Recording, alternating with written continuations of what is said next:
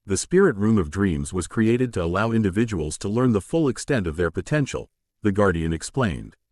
Fatigue and injuries are greatly reduced here, so Chi-Chi was able to utilize her power at 50% or higher without serious risk. In the real world, she would have been drained much more quickly. I see, Tien said thoughtfully. Guys, Krillin said, his voice shaking. Look up there. Everyone looked up in the direction he was pointing, and to their shock, they saw a humanoid figure falling from the sky. You're kidding me, Tien said in disbelief. Sadala hit the ground hard, her body broken and burned. She was still alive, gasping for breath and coughing up blood. As Chi-Chi walked up to her, she let out a weak chuckle. Kahehehe, that's 3. I guess you win. I guess so, Chi-Chi agreed. Well, go on ahead. Finish me off so I can turn into you, or however it's supposed to work. Chi-Chi blinked. You're not scared? Kahehehe, of course not. You beat me. By right of might, you're the queen of the Saiyans now. Just promise me you'll make that bastard regret being born. I don't get it, Chi-Chi said. Why do you hate Vegeta so much? He beat you too, didn't he? No, Sadala replied. He didn't beat me. He led a rebellion against me, then buried a knife in my back when I wasn't looking. In order to become a monarch, you have to kill the previous one in full view of everyone. He didn't. He only stayed by my side because he thought I was the next Super Saiyan, and then he cast me aside when he decided he was wrong. Who knows, though maybe the Super Saiyan does exist. She then looked Chi-Chi in the eyes and smiled her first genuine smile in ages. Maybe it's you, Sadala. I won't do it. Huh? Everyone looked at Chi-Chi, shocked by what she said. Even the queen couldn't believe what she was hearing. What do you mean, you won't do it? She asked weakly. Her wounds were already beginning to heal, and she was able to sit up to glare at Chi-Chi. Spare me your mercy, Sadala. We both know that we have to merge now. No, not yet, Chi-Chi insisted. Not until we're both ready. I'm not ready for that, and neither are you. Of course I'm ready, Queen Sadala shouted. I've died and spent over 200 years stewing in hell, and now I have the chance to come back and get even with Vegeta. As long as you kill him, I'll be satisfied. What are you doing, Chi-Chi? Krillin squeaked. Sadala's pure evil. She used her own children to get stronger. She abandoned her only child to die in the wilds, like her own parents did to her. Chi-Chi said calmly. That's what you said, right, Sadala? That's not who I am, the queen said. You're Sadala now. Then what do I call you? The woman thought for a second. Solera, she finally admitted. My birth name is Solera. She looked down in shame. What's wrong with that? Chi-Chi asked. Solera's a beautiful name. It's an insult, Sadala. Solera shouted angrily. It means, worthless. I was born weak and sickly, and in the ancient Saiyan tradition, that's considered offensive. My entire tribe was disgusted by the mere fact that I existed, and they cast me out to die. But you survived, Chi-Chi reminded her. That means they were wrong, right? No, Solera replied, eyes downcast. She sat up as her wounds healed, but made no attempt to fight. I was weak, probably weaker than Kakarot when he was born. I only survived because I discovered something before I could die. A rare truffle that grew under a very specific tree. Those truffles had properties not unlike your senzu beans. Every time I came close to death, I'd crawl back under the same tree and dig up one of those truffles. Over time, my Zenkai boost stacked up, and I became STR. Stronger than I ever thought possible, strong enough to return to my tribe and force them to accept me. Except I never got the chance. Solera's face contorted in rage. The King Sadala at the time decided that the ancient Saiyans were too primitive to exist anymore, and ordered their extermination. The only reason I survived is because I wasn't there. So, I decided to get even stronger by fighting the modern Saiyans. Over and over I would fight until I was nearly dead, then crawl back to that tree and eat another one of those truffles. Eventually, I was stronger than King Sadala, and I challenged him through the right of might. The battle leveled entire mountain ranges, but I still came out victorious. And then you founded the Grand Crucible to keep the Saiyans under control, Chi-Chi guessed, but Solera shook her head. No, I founded the Grand Crucible so I could weaken the Saiyans. The rules of the arena were meant to make it impossible for the stronger bloodlines to hold onto power. Most of the nobles hated using weapons because they were too proud of killing with their bare hands, and they never said no to a fight. Only 3 Saiyans ever managed to scar me after my rise to power.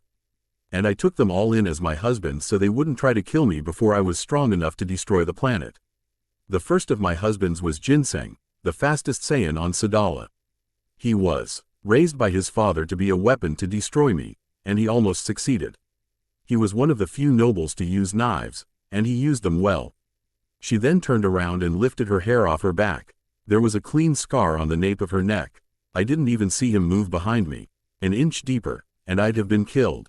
Of course, his sole purpose in life was to kill me, so when that failed, he lost all motivation to fight and became very lazy. Then there was Beat. Beat was much older than Ginseng, and easily the stronger of the two. He fought with such ferocity that I still couldn't believe he was a Saiyan. Solara pointed to an ugly burn mark on her left shoulder. It still stings when the sun hits it. And lastly, there was Vegeta. He was the youngest and most ambitious of the three, and the most powerful as well. But what really scared me was his mind. He was the smartest Saiyan I had ever met. Every time I nearly had him, he would change his strategy and put me back on the defensive. Nothing worked twice against him. I almost lost to him several times through that match, but for some reason, I didn't care. When I finally did beat him, he knelt down of his own volition. ND pledged himself to the new Super Saiyan. I don't get it, Chi-Chi interjected. Why was he so obsessed with the Super Saiyan? What even is a Super Saiyan? All I know is that it was a Saiyan W. Ho was more powerful than any other in history. His rampage 800 years before my time glassed the planet's surface, and the scars were still there. Vegeta was convinced that I was one push away from becoming the next Super Saiyan. But I didn't believe it was possible. I knew he existed, but there hasn't been another since. Over the years, Vegeta gained more and more of my trust, eventually becoming my viceroy and advisor. He was the only reason I hadn't destroyed the planet. Solara trailed off into silence. You loved him, didn't you? Chi-Chi asked. I don't know, Solara admitted. I don't even know what love's supposed to feel like. Then why don't I help you with that? Chi-Chi extended her hand outward. I'll show you what love looks and feels like before we become one. That's a mother's promise. Solara stared at the hand uncomfortably. Why? She asked. I didn't show you any mercy, so why are you showing me? I really don't know, Chi-Chi admitted. Maybe I'm just in a good mood after seeing my husband again. Quote. Solara looked Chi-Chi dead in the face, then reluctantly took her hand. Blank, underscore, blank. 1 month later. Well done, everyone, Kami told the Z fighters as they stood to attention. I believe we have taught you everything we could. Thank you, Master Kami, Tien replied. The Z fighters had reached heights they didn't think possible. With Chi-Chi giving them a benchmark to strive for, they soared past their limits and found new ones. At this point, each of them felt like they could take on 3 Radiants. So, now can we take these stupid weights off? Yajirobe asked. You may do as you please, Kami answered. He was likely tired of Yajirobe's constant complaining like the rest of the group. The Ronin immediately started removing the weighted clothes he wore under his normal clothes. What about the rest of you? Tien asked the group. I'm gonna hit up Bulma and talk to her about that idea we thought of, Yangsha said. Ikai had been giving him some relationship advice, and he finally felt ready to patch things up with her. I think I'll head for Kame House and see how Roshi's doing, Krillin said. I'm going to find Gohan and Piccolo, Chi-Chi said. I've been away from my family a little too long. Indeed, Kami interjected. The elderly guardian still felt guilty over risking Chi-Chi's mental health. He had hot of letting them use the Room of Spirit and Time, but he couldn't bring himself to isolate her from her family any longer. You will find your son in the Break Wasteland, but I must ask you to EAD for Korin's tower first. He has a few gifts for you that will make things easier. And here, he handed her a particularly heavy package. This is for Gohan. I do believe your son's 5th birthday is tomorrow. Thank you, Master Kami. Chi-Chi bowed respectfully, and Kami returned the bow. What's the point of bowing to someone who's clearly weaker than you? She heard Solara in her head again and rolled her eyes. The Saiyan Queen was now able to speak with Chi-Chi freely, and she certainly loved to talk. Well, Yajirobe said, in better spirits now that he wasn't weighed down anymore. Good luck, Chi-Chi. I'm gonna miss your cooking. I think we all are. Krillin interjected, and everyone laughed. As the others jumped off the edge of the lookout, Kami stopped Chi-Chi one last time. Chi-Chi, I understand if you do, but I hope you don't think any less of me for what I did to you these past few months. Chi-Chi looked back at her mentor oddly. Why would I think less of you?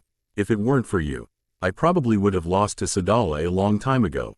Oh, Kami was taken aback. He was certain that Chi-Chi would learn to hate him for isolating her from her family, but she seemed even more confident than ever. Anyway, I'd better get going, she continued. I've kept Gohan waiting long enough. With a smile and one last nod, Chi-Chi walked to the edge of the lookout and jumped off. Whooping in excitement as she plummeted straight down. Carefully controlling her fall, she kept the Nuebo in her sights as she fell towards Korin's tower. As she fell, her mind started wandering. She began thinking of Solera and how her evil was a result of her upbringing. Everything that happened in her life had shaped her into what she became. Was it possible that the other Saiyans were similar? Was Raditz simply evil by nurture, instead of nature? Chi-Chi often thought back to her brother-in-law during lulls in training. Not only did Goku die trying to stop him, but she started to feel like he wasn't given enough of a chance. He kidnapped her son and beat her and Goku to a pulp, but he probably didn't know anything else. Maybe it was Goku's sense of mercy rubbing off on her, but shush. He felt like Raditz deserved another chance to turn over a new leaf. She could use the Dragon Balls to bring both of them back in the same wish, since they both died in the same way. Still, she needed to make sure that he didn't go on another rampage this time. Luckily, she had 6 more months to figure it out. After several minutes, the dome-like structure came into view. Chi-Chi, a gruff voice called out. Come park it here. Coming. Chi-Chi shouted back over the rushing wind. Focusing her ki, her descent slowed and finally stopped at one of the windows. She carefully touched D-On on one of the ledges and headed inside. So, what did you want to see me for? A couple of things, the feline deity said as he came into view. Korin had a small sack in his hand and was followed by a yellow flying nimbus.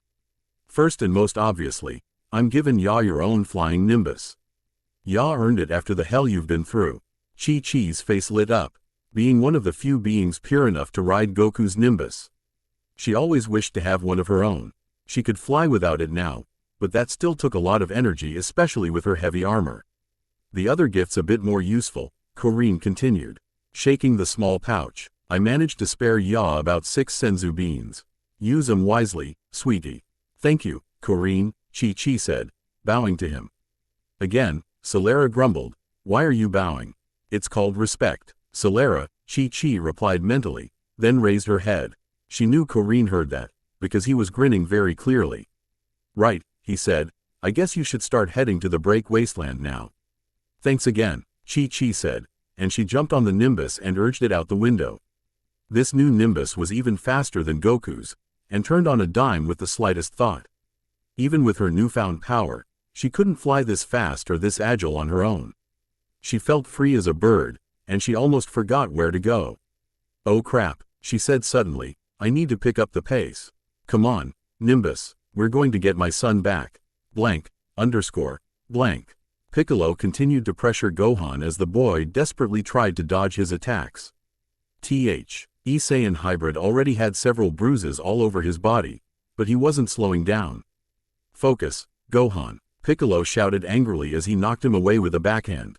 Don't think about where I am, picture where I'm going to be. I'm trying, Gohan shouted back, but you're just too fast. Do you really think that the other Saiyans are going to slow down for you? Piccolo yelled, they'll be even more merciless than I am right now. These are beings that destroy entire planets for a paycheck. I know, I was kidnapped by one. Then you need to be better so that doesn't happen again. Now put him up, Gohan grumbled, but got back into his fighting stance.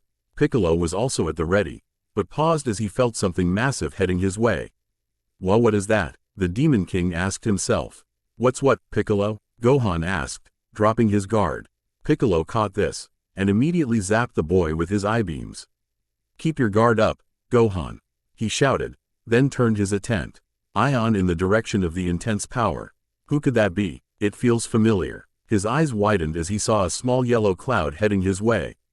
That can't be Goku, Piccolo said aloud. It doesn't make sense. Daddy? Gohan shouted, looking in the same direction while keeping his guard up this time. He squinted at the figure atop the cloud, but realized it wasn't his dad. No, it's Mom, he shouted happily, running and jumping across rock formations to greet his mother for the first time in 6 months. Chi-Chi quickly sped up when she saw Gohan running towards her, reaching him in seconds and hugging him tightly. Gohan, she sobbed happily. I'm so glad you're okay. I'm so sorry I didn't get here sooner. Gohan was crying, too. This was the longest he had ever been away from his family. He had missed his mom more than he ever had before, and as he finally pulled away and wiped the tears from his eyes, he realized that he didn't even recognize her. Her hair was longer in style, in a series of downward-pointing spikes, with her bangs now pointing about wildly, and the two bangs framing her face styled into fang-like spikes. Her tail was twice as long as he remembered, and the fur was black instead of brown. She was also wearing a new outfit he'd never seen before, and she looked like a superhero. But she still had her soft, friendly face and warm smile. Gohan, on the other hand, didn't change much at all. He was maybe slightly more muscular, but he still hadn't grown any taller. He was wearing an orange GI with a dark blue undershirt like his dad, but Chi-Chi nodded. That the cane symbol had been replaced by Piccolo's Akuma symbol. Then she saw something that nearly stopped her heart. What happened to your tail? She shrieked. Huh? Gohan looked up at her. I don't really remember. I think looking at the moon made it fall off or something. Gohan, Chi-Chi looked her son in the eyes. The moon doesn't take our tails. It does something else. It turns you into gigantic apes and makes you destroy everything in sight, Piccolo said, coming up behind him. That's why I took it from you. Chi-Chi growled angrily and stood up, shooting daggers at the Demon King. You shouldn't have done that, Piccolo, she said with malice in her voice. We can't transform without the moon, so you didn't have to cut his tail off.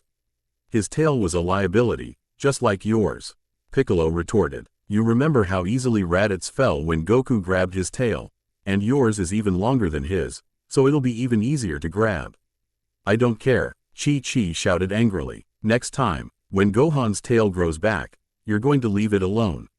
Or what? Piccolo challenged. Chi-Chi narrowed her eyes, then focused her ki and began powering up. Celera, she thought, give me some of your strength. With pleasure, Sadala. Chi-Chi roared with effort as she felt a massive surge in power. Her strength more than tripled in intensity, and she wasn't even using her primal state. Piccolo's eyes widened and his jaw dropped as he felt Chi-Chi's power in full. He didn't have a chance against her. Gohan was also in disbelief. He couldn't sense ki yet, but he didn't need to. The entire wasteland was shaking under his feet. This is what level the other Saiyans are at, Piccolo. Chi-Chi shouted. Either you focus on reaching that level, or you're just dead weight. And keep my son out of this. This isn't his fight. No, Mom, Gohan shouted, getting her attention. I want to fight, too. Chi-Chi was shocked. Gohan, there's no way I'm letting you fight those monsters. I got this strong so you won't have to. But I want to. I want to help you beat those guys. I don't want you or Daddy getting hurt again. Piccolo grunted. Chi-Chi looked Gohan dead in the eyes. She knew there was no changing his mind. He was just as stubborn as she was. She quickly deflated as her power went back to normal. Alright, Gohan, she relented, but only if you react an acceptable level before they get here. If you're not strong enough, then you're going straight home. When she stopped, remembering that they no longer had a home because of her. Okay, Gohan said, fired up. I'm ready. Chi-Chi sighed, before walking back to the Nimbus and grabbing the gift Kami had made for him. Here, she said. This is an early birthday present. Gohan took the package from her, then caught himself as the weight dragged him down. What the? Setting it down, he opened the package to find a pair of boots and armbands, and a new undershirt. Those are weighted clothes, Chi-Chi explained. It's like what I'm wearing right now, but lighter. This should help speed up your training. Gohan's face lit up. Quickly taking off his old clothes, he quickly slipped on the new ones. Chi-Chi tried desperately to stifle a giggle as Gohan tried walking in his new clothes. He could barely move right now, but he'll be even stronger once he gets used to them. Combined with the things she had learned, Chi-Chi was starting to feel confident that Gohan could stand a chance against the Saiyans. Alright, she said, let's get started. Come on, Gohan, Chi-Chi said, keep up. It's only the first lap. Okay, Gohan panted as he and Chi-Chi zipped around the break wasteland, jumping between rock formations and running across the flats. The occasional T-Rex attempted to catch them, but they simply jumped through their jaws before they could close. Gohan was used to running through the wasteland, but now he was wearing 3 times his own weight. Keep moving your arms, Gohan, Chi-Chi told him, and pick your feet up, because they won't do it themselves.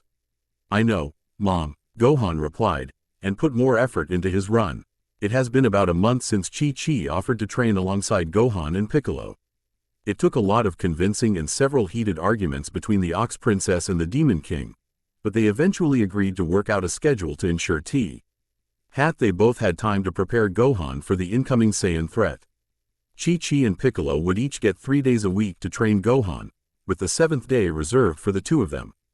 Piccolo's manner of training was harsh and made Chi-Chi very uncomfortable, but Gohan soldiered through it without complaining. She didn't expect him to be as determined as he was, but she felt a sense of pride welling up in her as she watched her son continue to improve his fighting style. Chi-Chi, on the other hand, wanted to focus on Gohan's speed and endurance for now. Her training comprised of running and jumping around the wasteland with her son, teaching him how to pace himself and avoid exhaustion. She was planning on teaching him ki control when his strength, speed and endurance were at acceptable levels. While she wasn't as harsh as Piccolo, she didn't go easy on Gohan and often pushed him past his limits so he could find new ones. She wanted to focus more on the discipline and perseverance of martial arts in order for him to understand commitment, both on the battlefield and in the real world. During the one day of the week where Gohan was allowed to rest, Chi-Chi and Piccolo would spend the whole time sparring. Because of her incredible newfound power, she often came out victorious in their sparring sessions, but Piccolo was catching up quickly. Of course, Chi-Chi was also improving, but she was more focused on improving her fighting style instead of her strength. She had started studying Piccolo's Akuma style and had begun to incorporate elements of it into her own fighting style. She had also begun to do the same with Celera's Akari style. By combining the raw power of the Akari form and the measured control of the Akuma style, she was able to become even more unpredictable and dangerous than before. But while today was technically Chi-Chi's day to train Gohan, that didn't mean the Demon King wasn't there to help. Look out, Gohan, Chi-Chi shouted. Here he comes. Piccolo surged upward, charging ki blasts in his hands before launching them in rapid succession at the two. Gohan started to panic when he saw the bolts of yellow ki heading straight towards them.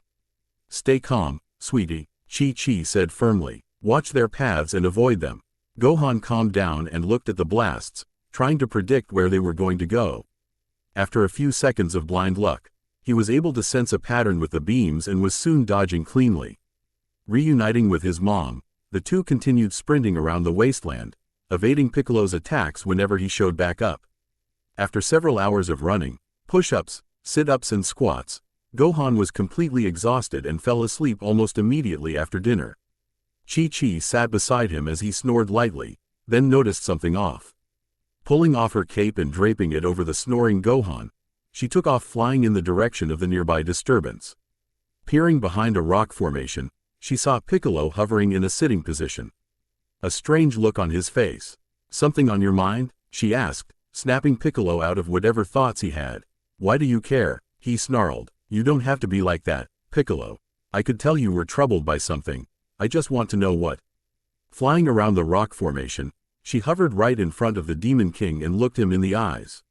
His eyes were angry and judgmental, but she didn't see or sense any of the malice that she thought she felt months ago. It's about what Gohan called you, isn't it? Chi-Chi asked, smiling kindly. A few days ago, Gohan had called Piccolo his big, green uncle. Chi-Chi was just as startled by that as the Demon King, but she ultimately ran with it. Piccolo's eyes widened. That has nothing to do with anything. He snapped, blushing angrily. He didn't blush in the same manner as humans. His green skin gains a slightly purplish tint around the cheeks instead of the usual red. Chi-Chi's smile widened slightly. You can't really hide that from me, Piccolo. You know I'm able to sense feelings. Piccolo grunted and turned away from her, but she continued anyway. And that's how I know you didn't hate it when he called you that. It can't be fun being lonely all the time. It's better than living among the humans, he growled, all those selfish and small-minded creatures. Yeah, people can be selfish, she admitted. Most of them are, really. But then again, not all. Take Goku for example. He helped me and my father find a way to put out the fires around our home. Then he helped me save my father when the Red Ribbon Army invaded the mountain.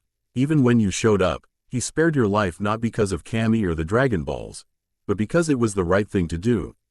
He even gave P his life to protect Gohan and I from Raditz. Piccolo just grunted and said nothing. Then there's Gohan. He could have just left the upcoming battle to us and gone home, but he decided to stay and keep training. He's even taking all the punishment that you keep dishing out. I get that you don't trust most people, but you can trust us. You don't have to be lonely anymore. Piccolo actually looked back at Chi-Chi when she said that. You're being oddly friendly with the one who killed your husband, he said. Well, Goku did tell you to do it, so I can't really be mad at you forever. Besides, considering where he is right now, he's probably having the time of his life. Blank. Meanwhile, well then, King Kai said, impressed. You managed to catch Bubbles, and you landed a clean hit on Gregory. I guess that means it's my turn to teach you. Yes, Goku whooped excitedly. He had been pushing himself harder than he ever thought possible, desperate to catch up to Chi-Chi. He wasn't mad that his wife had passed him, but he wasn't going to let it stay that way either. But first, King Kai looked at Goku expectantly, and Goku realized what he wanted. Oh crap, he wants me to make him laugh again. Think Goku, think I got it. My son Gohan once found 100 zeni note in a pile of clothes that Chi-Chi had just cleaned, Goku said. I told him not to tell her it's illegal to launder money. King Kai was still for a second, then burst out laughing. Goku breathed a sigh of relief. His humor apparently needed work. Alright, King Kai said, getting Goku's attention back. First, I'm going to show you the 2 techniques that I've developed and mastered. First up, Kaioken. Almost immediately, a red aura flared up around King Kai, and Goku felt his power double in intensity. Then, almost as quickly as it appeared, it vanished. That's the Kaioken technique, King Kai explained, wiping sweat off his forehead with a handkerchief. Think of it as a multiplier of sorts. It intensifies everything about you. Your strength, speed, hearing. The only thing it doesn't help is your stamina. It takes your body and turns a tiny bit of it into energy that you can use. If you can handle that, then you will have far greater power than you thought possible. So it's like what Chi-Chi used against Sadala? Goku asked excitedly. Well, sort of, King Kai elaborated. Some of the wind leaving his sails. But that was more like a transformation than a technique. Like I told you before, Saiyans can transform when the moon is full, empowering them tenfold. Chi-Chi might have discovered a way to tap into that power without needing a full moon or even a tail. But Chi-Chi's different from you and the other Saiyans. She's an ancient Saiyan. Which means she can increase her power 20-fold while you would only be able to grow 10 times stronger with that transformation. What? Goku yelped. He wasn't expecting her to be capable of something like that. Not only was she stronger than him when he last saw her, but she could increase that strength 20 times. The Kaioken can help me keep up with that, right, King Kai? In theory, it could, King Kai replied, smiling. Chi-Chi's new form peaks at a 20 times multiplier, while the only limit to the Kaioken technique is your own body and stamina. You could possibly go up to 100 times your normal output if you can handle it. He knew Chi-Chi couldn't access the full level of her transformation yet, but convincing Goku that she could would motivate him to reach even higher levels. 100 times. Oh man, now I've got to learn it. Hold your horses, Goku, King Kai snapped. I still have one more technique to show you. Standing back a bit, King Kai raised his hands over his head and concentrated fiercely. I'm calling to all of nature. The trees, the grass, all living things, lend me your power. All around them, the planet began shedding bits of energy which flowed into King Kai. After several long seconds, the flow stopped, and the blue-skinned deity had a pure white aura surrounding him. Continuing to focus hard, he brought his hands down and held one of them out in front of him. Almost instinctively, the white aura moved into his open palm and formed into a white ball of energy. Goku stared at it in awe. He could feel the immense power flowing inside the ball. It was chaotic, but somehow stable, as if 1,000 different beings were working in sync. This is what I call the spirit bomb, King Kai explained, now much more relaxed. It takes energy given off by everything around me and compresses it into a single attack that can level just about anything. To prove his point, he levitated a nearby boulder high off the ground and threw the spirit bomb directly at it. The orb detonated the second it made contact with the boulder and exploded with cataclysmic force. Goku was in disbelief. He doubted anything could survive something like that. Now, the spirit bomb might be even harder to master than the Kaioken technique, and it requires a very specific being to use it properly. The user of the spirit bomb can't have even a shred of EV. Ill in their heart, only a pure being can handle such pure energy without exploding. That also means it can't be used on a pure-hearted being. The sphere would just bounce off of them. Goku nodded as he took in the information. Both of these techniques were incredible, but dangerous as well. He needed to be able to master both of them if he was going to even have a chance against the Saiyans, let alone keep up with Chi-Chi. Right, he said, I'm ready. Blank, _ blank. The next day, Chi-Chi dodged Piccolo's clawed hands as she waited for an opening to attack. She wasn't using Solera's power this time, since Piccolo currently had no chance against her at that point, so she actually had to put some effort into keeping up with him. The Demon King was extremely skilled and cunning in battle, and was just as at home fighting opponents smaller than him as Chi-Chi was fighting opponents bigger than her. His many techniques and varied attacks were enough to keep her on her toes. Eventually she spotted an opening in his stance and threw a right palm at his jaw, only for him to evade and jump back. Piccolo then charged up and fired a yellow beam of energy from his mouth. But Chi-Chi countered it with an energy bellow. The colliding beams struggled against each other for a bit, but Chi-Chi was clearly winning out until she ran out of breath and had to sidestep out of the way of Piccolo's mouth beam. Piccolo growled, then quickly placed his hands over his head like he was trying to catch a ball. A ball of yellow energy began gathering in the palm. Chi-Chi noticed this and prepared to counter with a Kamehameha, but paused and decided to try something else. Thrusting her hands out to either side with the palms turned upward, she began gathering her ki and focusing it into her hands. Oh, Solera chimed in, you're trying that again, huh? Chi-Chi ignored her and focused on charging up. 2 red orbs gathered in her hands as she brought them together, merging them into a larger sphere that she then compressed with her fingers. Piccolo noticed that and intensified his own ki in order to match hers. Masenko, Dawn's demise. With a massive roar, the two fighters unleashed their attacks. Red met yellow in another beam struggle, more intense than the last. This time, however, it was Piccolo's Masenko that was winning out. That is until Chi-Chi upped the pressure. Piccolo struggled to keep the beam from hitting him as it slowly edged closer. Chi-Chi grinned, certain that she was going to win, when something caught her eye. Distracted, she looked down at the ground of the wasteland. Noticing something odd, Piccolo saw her distracted, but instead of looking where she was looking, he seized on the opportunity and added his mouth beam to his attack. The added power pushed Chi-Chi's Dawn's demise back at frightening speed, and she was unprepared when it slammed into her and threw her into a nearby rock formation, smashing it to pieces. You deserved that one, Sadala. Solera chuckled. Shut up, Solera, Chi-Chi growled from under the pile of rocks. Boo, Gohan called out. That was dirty, Piccolo. Be quiet, Gohan. Piccolo snapped back. It was her fault for getting cocky and looking away. What was she looking at, anyway? Gohan asked. Not sure himself, Piccolo turned in the direction Chi-Chi was staring. He didn't see much out of the ordinary. Nobody was there. Just a bunch of grass and trees and Piccolo froze. He saw it too. Damn it, Piccolo, Chi-Chi shouted angrily after picking herself up out of the rubble. I was distracted by something. You can't just attack like that when. What's going on with the forest? Piccolo wondered aloud, not paying her any mind. Taking a deep breath, Chi-Chi calmed down and looked back at T. He forced to make sure she wasn't just seeing things. Sure enough, the forest was there, but something was happening to it. The trees and grass were starting to wither, and some of the animals were walking more sluggishly than normal. If she didn't know any better, she would have thought that the life of the forest was being sucked away by something. Maybe because it is, Solera suggested. But that doesn't make sense, Chi-Chi replied. There's nothing on Earth that can do something like that. Well, something's happening. Look, it's spreading. Chi-Chi did a double take, and sure enough, whatever was happening was spreading outward. Everyone off the ground, she shouted, thinking quickly. Nimbus. Chi-Chi and Piccolo levitated off the ground as Gohan clambered onto her flying Nimbus. I don't understand, Piccolo said, confused. What's happening to everything? I don't know, Chi-Chi admitted. But whatever it is, it seems to be spreading through the ground. It might be best if we stay in the air for now.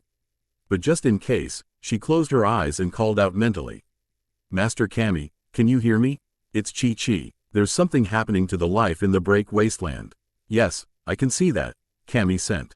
Sounding worried, And it isn't just happening there, life all over the planet seems to be fading fast. It doesn't seem to be affecting anything in the air, though, so you should be fine if you remain airborne. Got it, Chi-Chi replied. But do you know what's happening right now? Yes, Kami sent. There's something to the north of you that is draining the life force out of the planet. Head due north, then follow your senses. Whatever it is, it must be destroyed. Understood, Master Kami, Chi-Chi sent. Then looked at Piccolo, who nodded. He had listened in. Gohan, I need you to stay on the Nimbus for a while, okay? She told Gohan, who nodded in understanding and followed the two as they traveled north. The further they flew, the more dead everything seemed. Chi-Chi had never seen anything quite like this, and she began to grow worried about what will happen when it reaches civilization. It became clear just how glad she was that she mastered flying. While there was plenty of room on the Nimbus for her, she preferred to let Gohan stay on it alone to avoid him being a target. She had no idea if someone was going to attack, but she didn't want to take any chances. Eventually, Chi-Chi felt several large and unfamiliar power levels nearby, 6 in total, and she could tell that they were heading her way.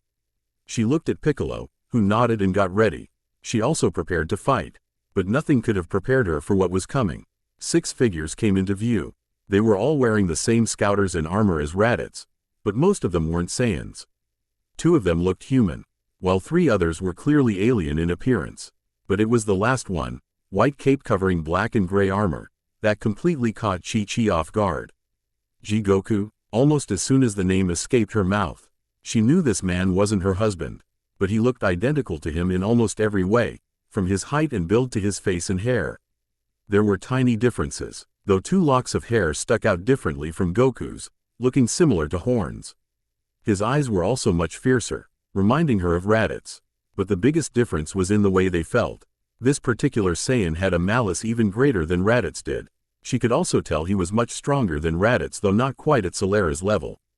The Saiyan grinned. I suppose you mistook me for Kakarot? He asked. He had a smooth voice, and spoke calmly.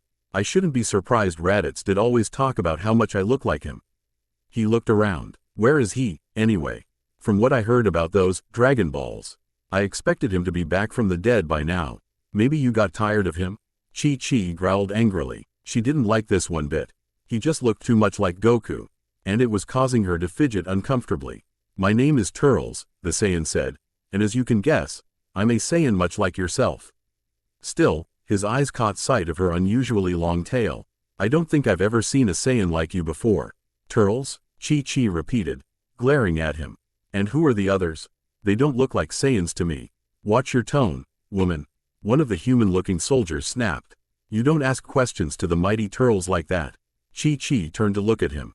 He was larger than Turles, with tan skin and black hair tied into a single braided wolf tail. His armor had spiked pauldrons, and he was wearing other baggy clothes along with it. And who are you supposed to be, his hype man? Chi-Chi asked snarkily. Turles needs no hype, the man shouted. Turles is the hype. That's enough, Amond. Turles snapped. This woman is a fellow Saiyan, so I will treat her as such. He then looked back at Chi-Chi. You'd be right. They aren't Saiyans. These 5 make up what I call the Turles Crusher Corp. We are independent contractors who don't answer to the other Saiyans and their benefactor, Frieza. I guess you could call us their competitors, if you will. Competitors in selling dead planets? Chi-Chi asked incredulously. I didn't think there was enough demand for that. You'd be surprised, Turles told her. There are several groups in the business. The Saiyans and Frieza are only one group. I'm currently working under Lord Slug, who's trying to make a name for himself in the business by ousting the Heaters. And the dying Earth? Chi-Chi asked, trying to wrap her head around what he just said. Isn't poisoning the planet a bit cowardly for a Saiyan? Turles laughed cruelly. Don't worry, he chuckled. Nobody's poisoned this planet. If we did, we wouldn't be able to sell it. No, we're simply using something else to gain an advantage against our competitors. Captain, the other human-looking warrior called, causing Turles to look back at him. This woman's stalling for time. There are 3 others on their way here. Chi-Chi cursed under her breath. She knew that Tien, Yamcha and Krillin were on their way. But she needed to buy them more time. Is that so, Days? Turles asked, grinning. Well then, I suppose it would be safer to have numbers over them, even if we're stronger than they are. He turned to the 3 fighters. Kill them, but leave the woman to me. Immediately, Amand and the one named Days charged at Piccolo and Gohan. Chi-Chi prepared to stop the one going after her son, only Obi hit in the back by a kick from Turles. She was caught unprepared for the strength of the kick, and was thrown over 100 feet away before she could stop herself. Turning around, she saw that Turles had already flown right up to her, now hovering in front of her face. "You should focus on keeping yourself alive instead of looking after a couple of weaklings," he said darkly. Chi-Chi growled angrily at that, then prepared to fight. She didn't want to power up quite yet, because she had a plan to give the incoming Z fighters an advantage. Still, she was a bit worried about this fight and if she powered up to her fullest on her own, Turles was slightly stronger than her. She could use her primal state to overpower him, but she would then have to worry about the others. She was also at a disadvantage in aerial combat. She was still new to flying, and hadn't developed her technique yet. But that didn't matter. She had to stop Turles, so she will stop Turles. Launching herself at Turles, she feigned a roundhouse kick to the right side of his head, hoping he'd take the bait and block. She needed to get him to leave his scouter unguarded long enough for her to destroy it. Sure enough, Turles moved his arm to parry the kick, and Chi-Chi immediately switched to fire a small beam of red energy from her right hand, aiming for his scouter. The beam hit the device directly, completely vaporizing it, but Turles didn't even flinch. Instead, he grabbed her right hand with his left and punched her hard in her stomach. His fist broke through the weighted segments of armor before knocking the wind out of her. "Well, you're certainly smarter than I expected," Turles admitted, "but you miscalculated. I don't need a scouter to fight you, because I already saw everyone's power levels." He grinned sadistically. "And I'm not impressed. Your level is the highest, but it's only at 2,450. Sure, it's more than it was when you fought Raditz, but it's nowhere near enough to beat me."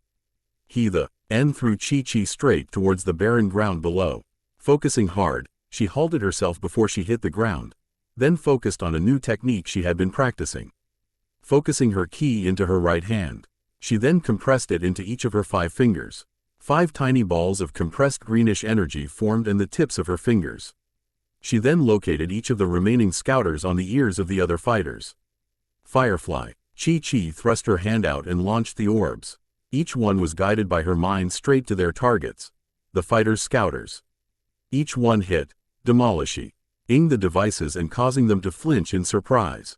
This was her newest technique. The Firefly, a pinpoint energy attack that can hit whatever she targets. The biggest weakness with the attack is Hat. She has to concentrate fiercely just to use it, which leaves her extremely vulnerable. It was comparable to Yamcha's Spirit Ball attack, but much weaker and more difficult to control. She meant it as a carrier for different techniques, but she didn't have time to develop them yet. Still, it was enough for this instance. With the Crusher Corp now fighting blind, Chi-Chi began powering up to full. Her ki began circulating around her body, strengthening her bones and muscles and heightening her senses. Thrusting her arms and legs outward, she unleashed a small wave of ki that blew off her excess armor, leaving her in her bikini. Boots, gloves and cape and pauldrons. The heavy plates fell to the ground in a series of loud thuds. Turles was confused with why she was targeting their scouters. She knew that he knew her power level, but she still didn't seem to care. Then he remembered what he intercepted from Raditz's scouter. The inhabitants of Earth were able to raise and lower their power levels at will, instead of having a singular level consistently throughout the fight. "I guess this means that I was the one who miscalculated," he admitted to himself. Then he shouted to the rest of the Crusher Corp. "Men, be on your guard. These Earthlings can hide their true power, and we just lost our scouters. Fight with everything you have." He then floated down to Chi-Chi's level, grinning. "You played me well," he told her. "This was your plan from the start, wasn't it?" "It was," Chi-Chi admitted, smiling despite herself. "Now you either have to risk holding back and getting injured, or go all out and exhaust yourselves." Quote, "Maybe," Turles agreed, "or we're so much stronger than you that we don't have to worry about either." "Want to test that theory?" Chi-Chi challenged. "Gladly," Turles replied, and surged forward, opening up with a right hook that she dodged effortlessly. She then countered with a right side kick to his face, which knocked him back a few feet, giving her room to unleash another attack. Firefang. Turles' eyes widened as he saw the blade of energy surging towards him, just barely moving out of the way in time. He then realized that they were closer in power than he thought. and decided to give it his all. Holding his right hand out, he fired a continuous stream of rapid-fire energy attacks aimed at her. Chi-Chi moved as fast as she could to dodge the barrage of purplish-white energy blasts, but eventually one hit her on the back of her left leg, throwing her off course. By the time she had corrected herself, Turles was back on her, throwing punch after punch. Chi-Chi was forced onto the defensive, unable to get enough time to activate her primal state. Eventually, Turles landed a direct hit on her jaw and sent her crashing into the barren ground. Almost as soon as she hit the ground, Chi-Chi felt her strength starting to fade. It was as if something was sucking the life right out of her. In a panic, she immediately picked herself up and leapt off the ground. Breathing heavily as she hovered, she felt like she just lost a third of her strength in those few seconds. Terrifying, isn't it? Turles asked, floating in front of her. The way you lose your strength and how quickly it goes. It's quite remarkable how dangerous it is, but the rewards will be unimaginable. Chi-Chi glared furiously at the Saiyan, but he just grinned. Oh, the way you look at me, he said. It really doesn't have to be this way. You're all surprisingly strong for a planet full of weaklings. If you and the others surrender and pledge allegiance to me, Hen Yuta will get to reap the benefits of our conquest. I could give you a true Saiyan name, and more power than Kakarot could ever possibly grant you. We could seize the throne of the universe for ourselves, with you as my empress. And all you need to do is kneel. I don't need any power that isn't my own, Chi-Chi growled, and I don't want the throne of the universe. As for my name, she grinned in the same manner as Solara. I already know my name. Oh, and what would that be? I am Sadala, Queen of the Ancients. Turles actually recoiled when she said that, his eyes widening. That's impossible, he shouted, unnerved. Queen Sadala's a ghost story. There's no way you could be her. Sadala's grin widened. Ghost? She asked. I guess you could call me that. This was part of her plan. When Vegeta arrived, she had already guessed that the Saiyans had made Queen Sadala into a boogeyman of sorts, and was thinking of using that fear to her advantage. With any luck, Sadala was the only thing Vegeta feared. Turles' face twitched. He couldn't believe that this woman was the evil Queen Sadala, but things were starting to come together. Her tail was unnaturally long and covered in black fur, and her teeth were long and sharp. He didn't want to believe it, but he couldn't think of anything else. If you really are her, he said menacingly, then you came back from the dead for nothing. He then surged back at her, throwing a right hook at Sadala's face. She dodged easily, having used the brief pause to activate her primal state at 20%. She hadn't gained the power of the ancient Uzaru yet, but it didn't matter, she still wasn't ready for that. Moving behind Turles, Sadala rammed her knee into his neck, stunning the Goku lookalike. Turles recovered immediately and turned around to fire another rapid barrage of energy attacks from his hand. This time, Sadala dodged all of them and fired another fire fang that Turles had to dodge. He zoomed upward and she followed, keen to end this before her stamina runs out. Meanwhile, Piccolo and Gohan were having difficulty with Amand and Daze. The larger fighter Amand had decided to take on Piccolo while Gohan had to deal with Daze. Gohan was desperately dodging Daze's punches and kicks, unable to attack himself. Piccolo was having more luck against Amand, having landed a few clean punches and blasts on the enormous pirate. But he simply took the attacks and delivered some of his own. Piccolo was forced to use many of his techniques against Amand, but everything he tried was countered almost naturally. When he stretched his arms out to entangle the pirate, he simply chopped them off and forced the Demon King to regenerate. When he attempted to get in Amand's face and fire a mouth beam, he simply uppercutted his mouth shut on the blast, injuring him. Even Piccolo's eye beams were useless, as Amand would immediately move to poke his fingers at the orbs, forcing them shut before the Demon King could fire. It was as if he had fought someone exactly like him before. Give up, Namekian, Amand shouted. You have no chance against the likes of me. Name what? Piccolo stuttered, before being hit with a massive hammer that sent him hurtling into the ground. Piccolo, Gohan screamed, horrified at what happened. Piccolo wasn't getting back up, and he seemed to be getting weaker by the second. Pay attention, boy, Daze shouted, and finally landed a hit on the young Saiyan hybrid. Gohan was thrown off the Nimbus and had to steady himself in midair. He tried flying down to help Piccolo, but Daze appeared right in front of him, blocking the way. Gohan growled angrily, his rage building. Get out of my way, he shouted, surging forward to attack. Dais's eyes widened, not expecting Gohan to charge, let alone at such speed. He was completely caught off guard when the kid's tiny fist made contact with his left cheek, throwing him downward. Recovering quickly, Dais put more effort into the fight, parrying Gohan's attacks and countering with his own. Unfortunately, Gohan couldn't keep his strength up long enough, and Dais eventually slammed his fist into the kid's right cheek, knocking him to the ground as well. Turles saw that happen, and then signaled for the others to join him in fighting Sadala. The 3 remaining fighters of the Crusher Corp nodded and flew towards the Saiyan Queen, surrounding her. Looking around, she noticed the 3 aliens had closed ranks around her and were about to charge. Thinking quickly, she placed her hands on either side of her head as the 3 rushed her. Solar flare. The creatures all screamed in pain as white light flooded their eyes, blinding them. Sadala then dropped down and let them collide headfirst into each other. Increasing her power to 30%, she prepared to blast them all into oblivion when she heard a voice. "Hey, Missy," Dais called out, "make sure you save some for us. We're already finished with the other 2. Chi-Chi froze, the ball of ki fizzling out in her hand. She was begging herself not to look down, to ignore him and just finish these people off. But she just couldn't ignore the feeling in her gut. Looking down at the barren earth below her feet, her eyes widened as she saw 2 figures lying motionless. It was Piccolo and Gohan. Before she could fully process anything, Chi-Chi screamed as one of the smaller aliens grabbed her tail and squeezed. Raw pain flooded her body, and her power left her. As she fell, Amon flew up and kicked her into one of the other pirates, who knocked her into another as the little alien let go of her tail. The Crusher Corp began playing a twisted game of keep up, hitting her hard into the air and then back down again. Eventually Turles grabbed her by the throat and looked her in the eyes. She was badly injured, with several broken bones and blood pouring from her mouth, but she still stared defiantly at the Saiyan. "HMPH, Turles grunted. "I guess the legends of Queen Sadala re nothing more than a bunch of nonsense. The queen of all Saiyans being beaten by a low-class foot soldier like myself?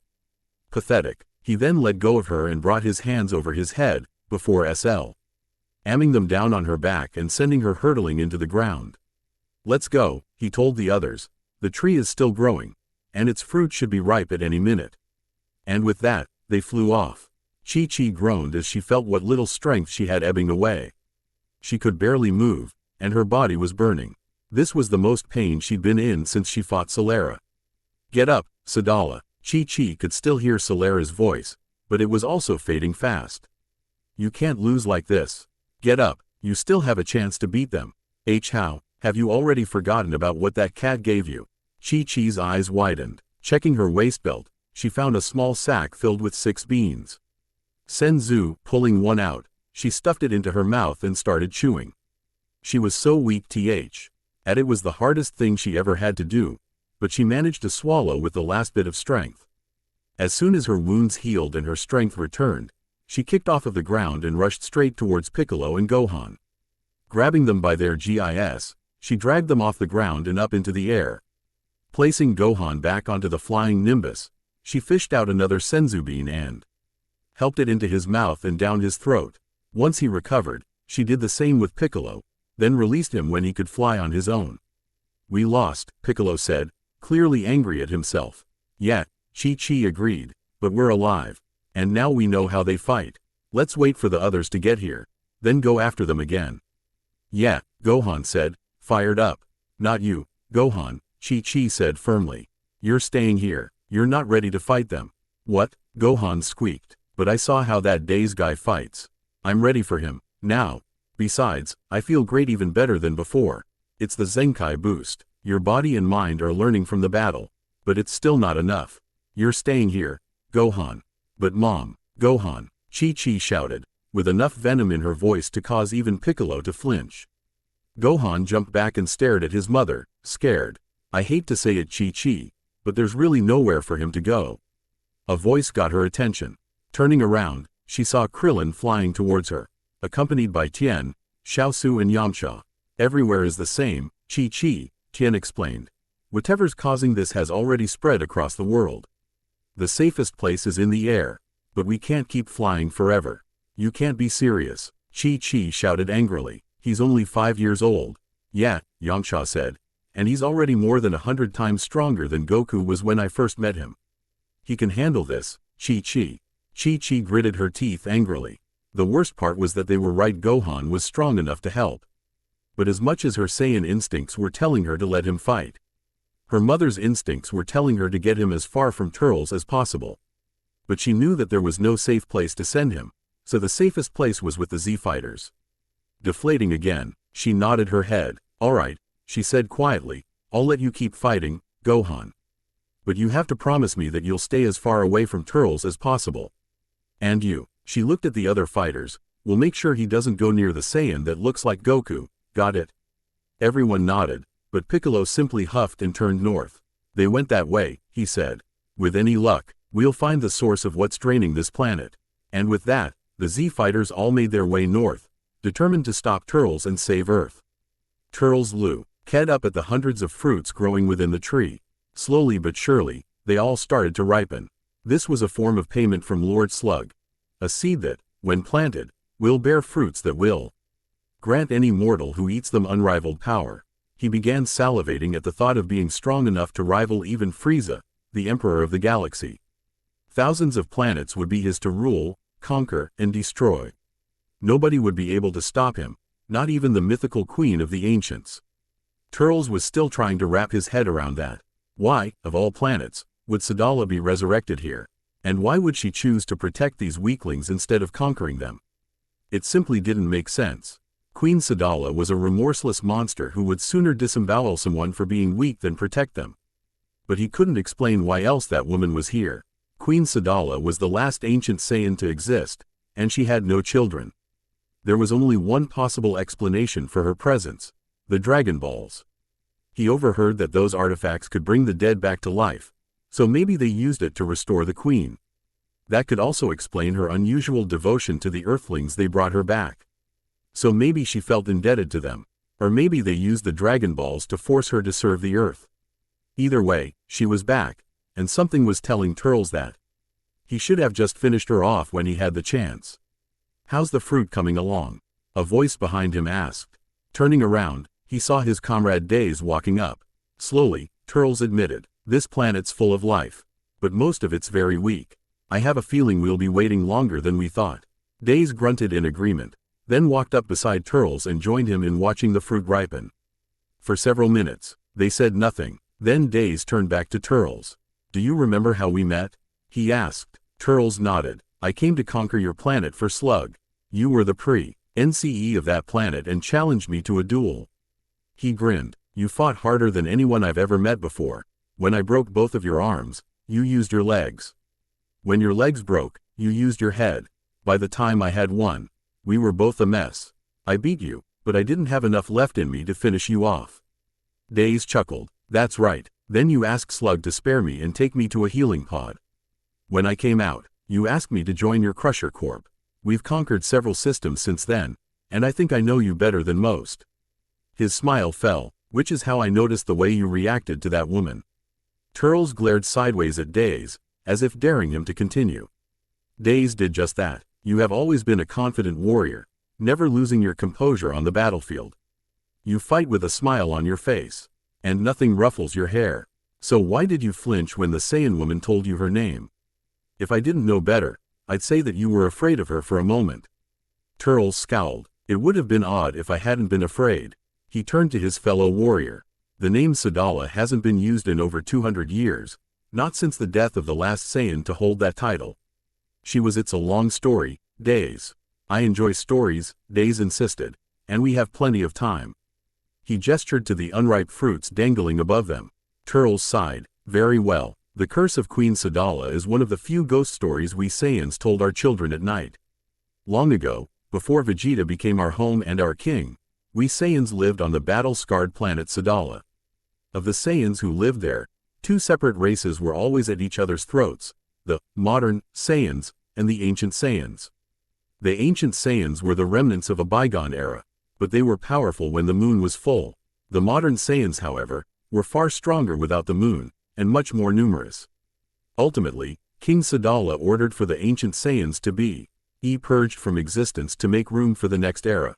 His purge succeeded, until one fateful night when a young ancient Saiyan came out of the shadows and challenged him for the throne.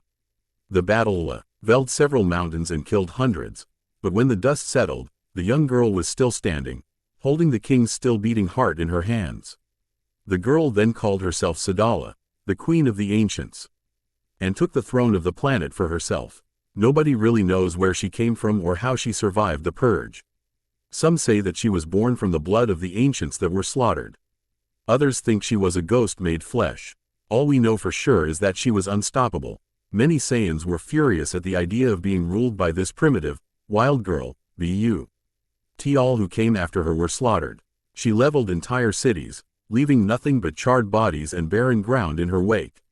Within a year, most of the Saiyans were either too enthralled by her strength, or too afraid of her ferocity to rise up against her. Of course, even after she became queen, Sadala wasn't satisfied. Her bloodlust was insatiable, and she often challenged the planet's nobility to fight to the death. When the nobles fell, she then carved a colosseum out of the lone mountain that survived her first battle. With that, the Grand Crucible was formed, and the Saiyans were free to battle their hearts out within its walls. New, more powerful Saiyans were forged in the Crucible, and they often rose to challenge Sadala herself. Turles chuckled darkly. Most of them gutted alive by the queen's overzealous nature. For 60 long years, her reign went unopposed, until Vegeta the First came along. Like with the queen's origins, no one but Vegeta had witnessed her death. All we know for sure is that the Sadala War had destroyed the planet's core, and that it was the queen herself that was responsible. We would have been doomed right then and there, but a rack of tiny beings called Tuffles found our collapsing world and took pity on us.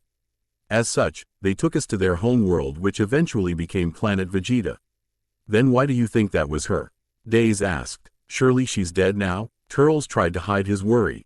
According to what Vegeta the First said, Queen Sadala had placed a curse on the surviving Saiyans with her final breath. She swore to return from the grave when our race was at its darkest hour, and crush us once and for all. Days thought long and hard about that. Well, it doesn't matter now, he said eventually.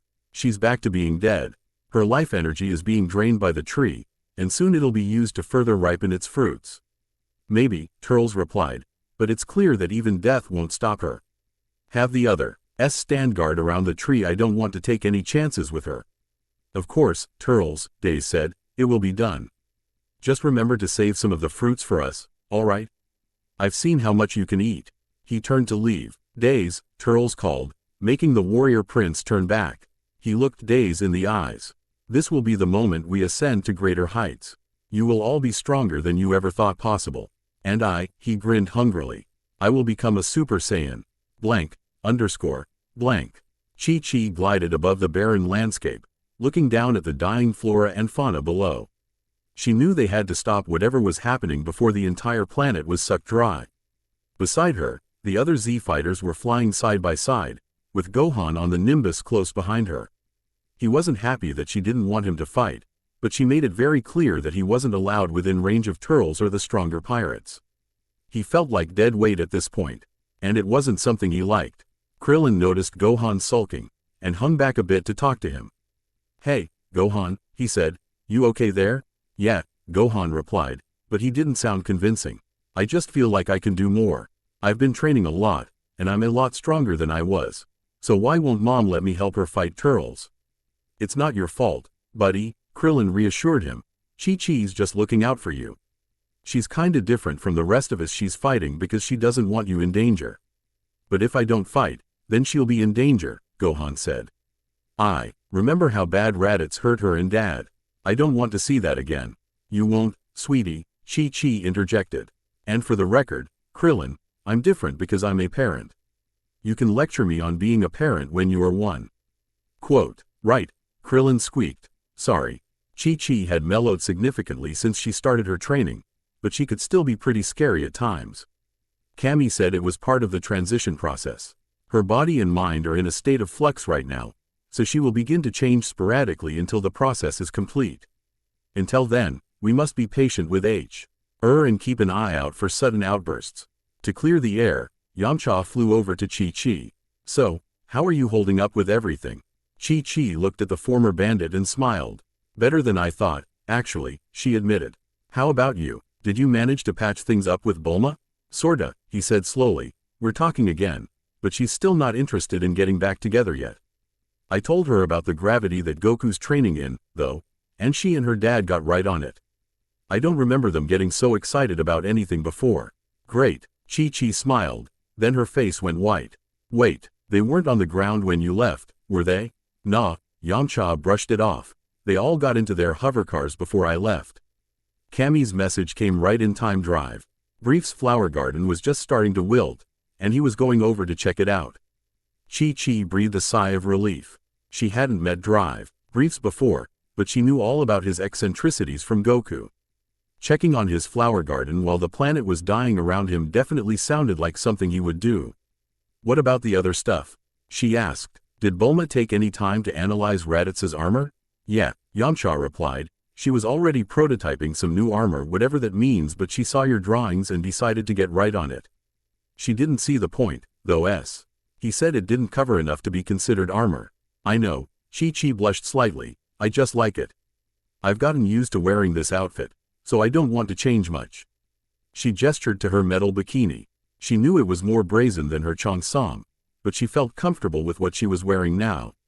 So, how's training with Piccolo been so far? Tien asked Gohan. Everyone was worried about what would happen to Gohan while he was with Piccolo, but eased up when Chi-Chi set off to find him. It's not so bad, really, Gohan said honestly. Piccolo's a hard teacher, but he just wants me to be ready for the Saiyans. What I really want to learn, though, is Mom's trick that makes her stronger. You mean her primal state? Yamcha asked, causing Chi-Chi to blush. That's what you call it? Piccolo asked incredulously, his first word since the others joined them. Yeah, Mom, you're not really great with naming your tricks. Wada, that's not true. Chi-Chi stammered, embarrassed. I came up with the Fire Fang and Firefly techniques. Primal state was what Cammy called it. Enough, Tien interjected. Look up ahead. Everyone faced forward, then came to a complete halt as an enormous tree came into view. It was titanic. The canopy was well above the clouds, and the trunk was wider than 4 skyscrapers lined up. Long vines the size of freight trains hung down from the branches, and the roots were splayed out in a city-sized circle as they dug into the ground. The group couldn't believe their eyes. That wasn't there before, Yamcha said. Looks like we found what's draining the planet, Chi-Chi agreed. Then called out to Cammy. Master Cammy, it's Chi-Chi. Are you seeing this? I am, Chi-Chi, Cammy sent, and it's even worse than I thought. Why? What is it? That is the Tree of Might, child. It is a unique tree that is cultivated by the gods in Otherworld. Its fruit serves as their source of food, but in the hands of a mortal, they would grant power unimaginable. The tree requires an entire planet's life force to grow and bear fruit, so it's clear that this is what is killing the Earth. You must destroy it.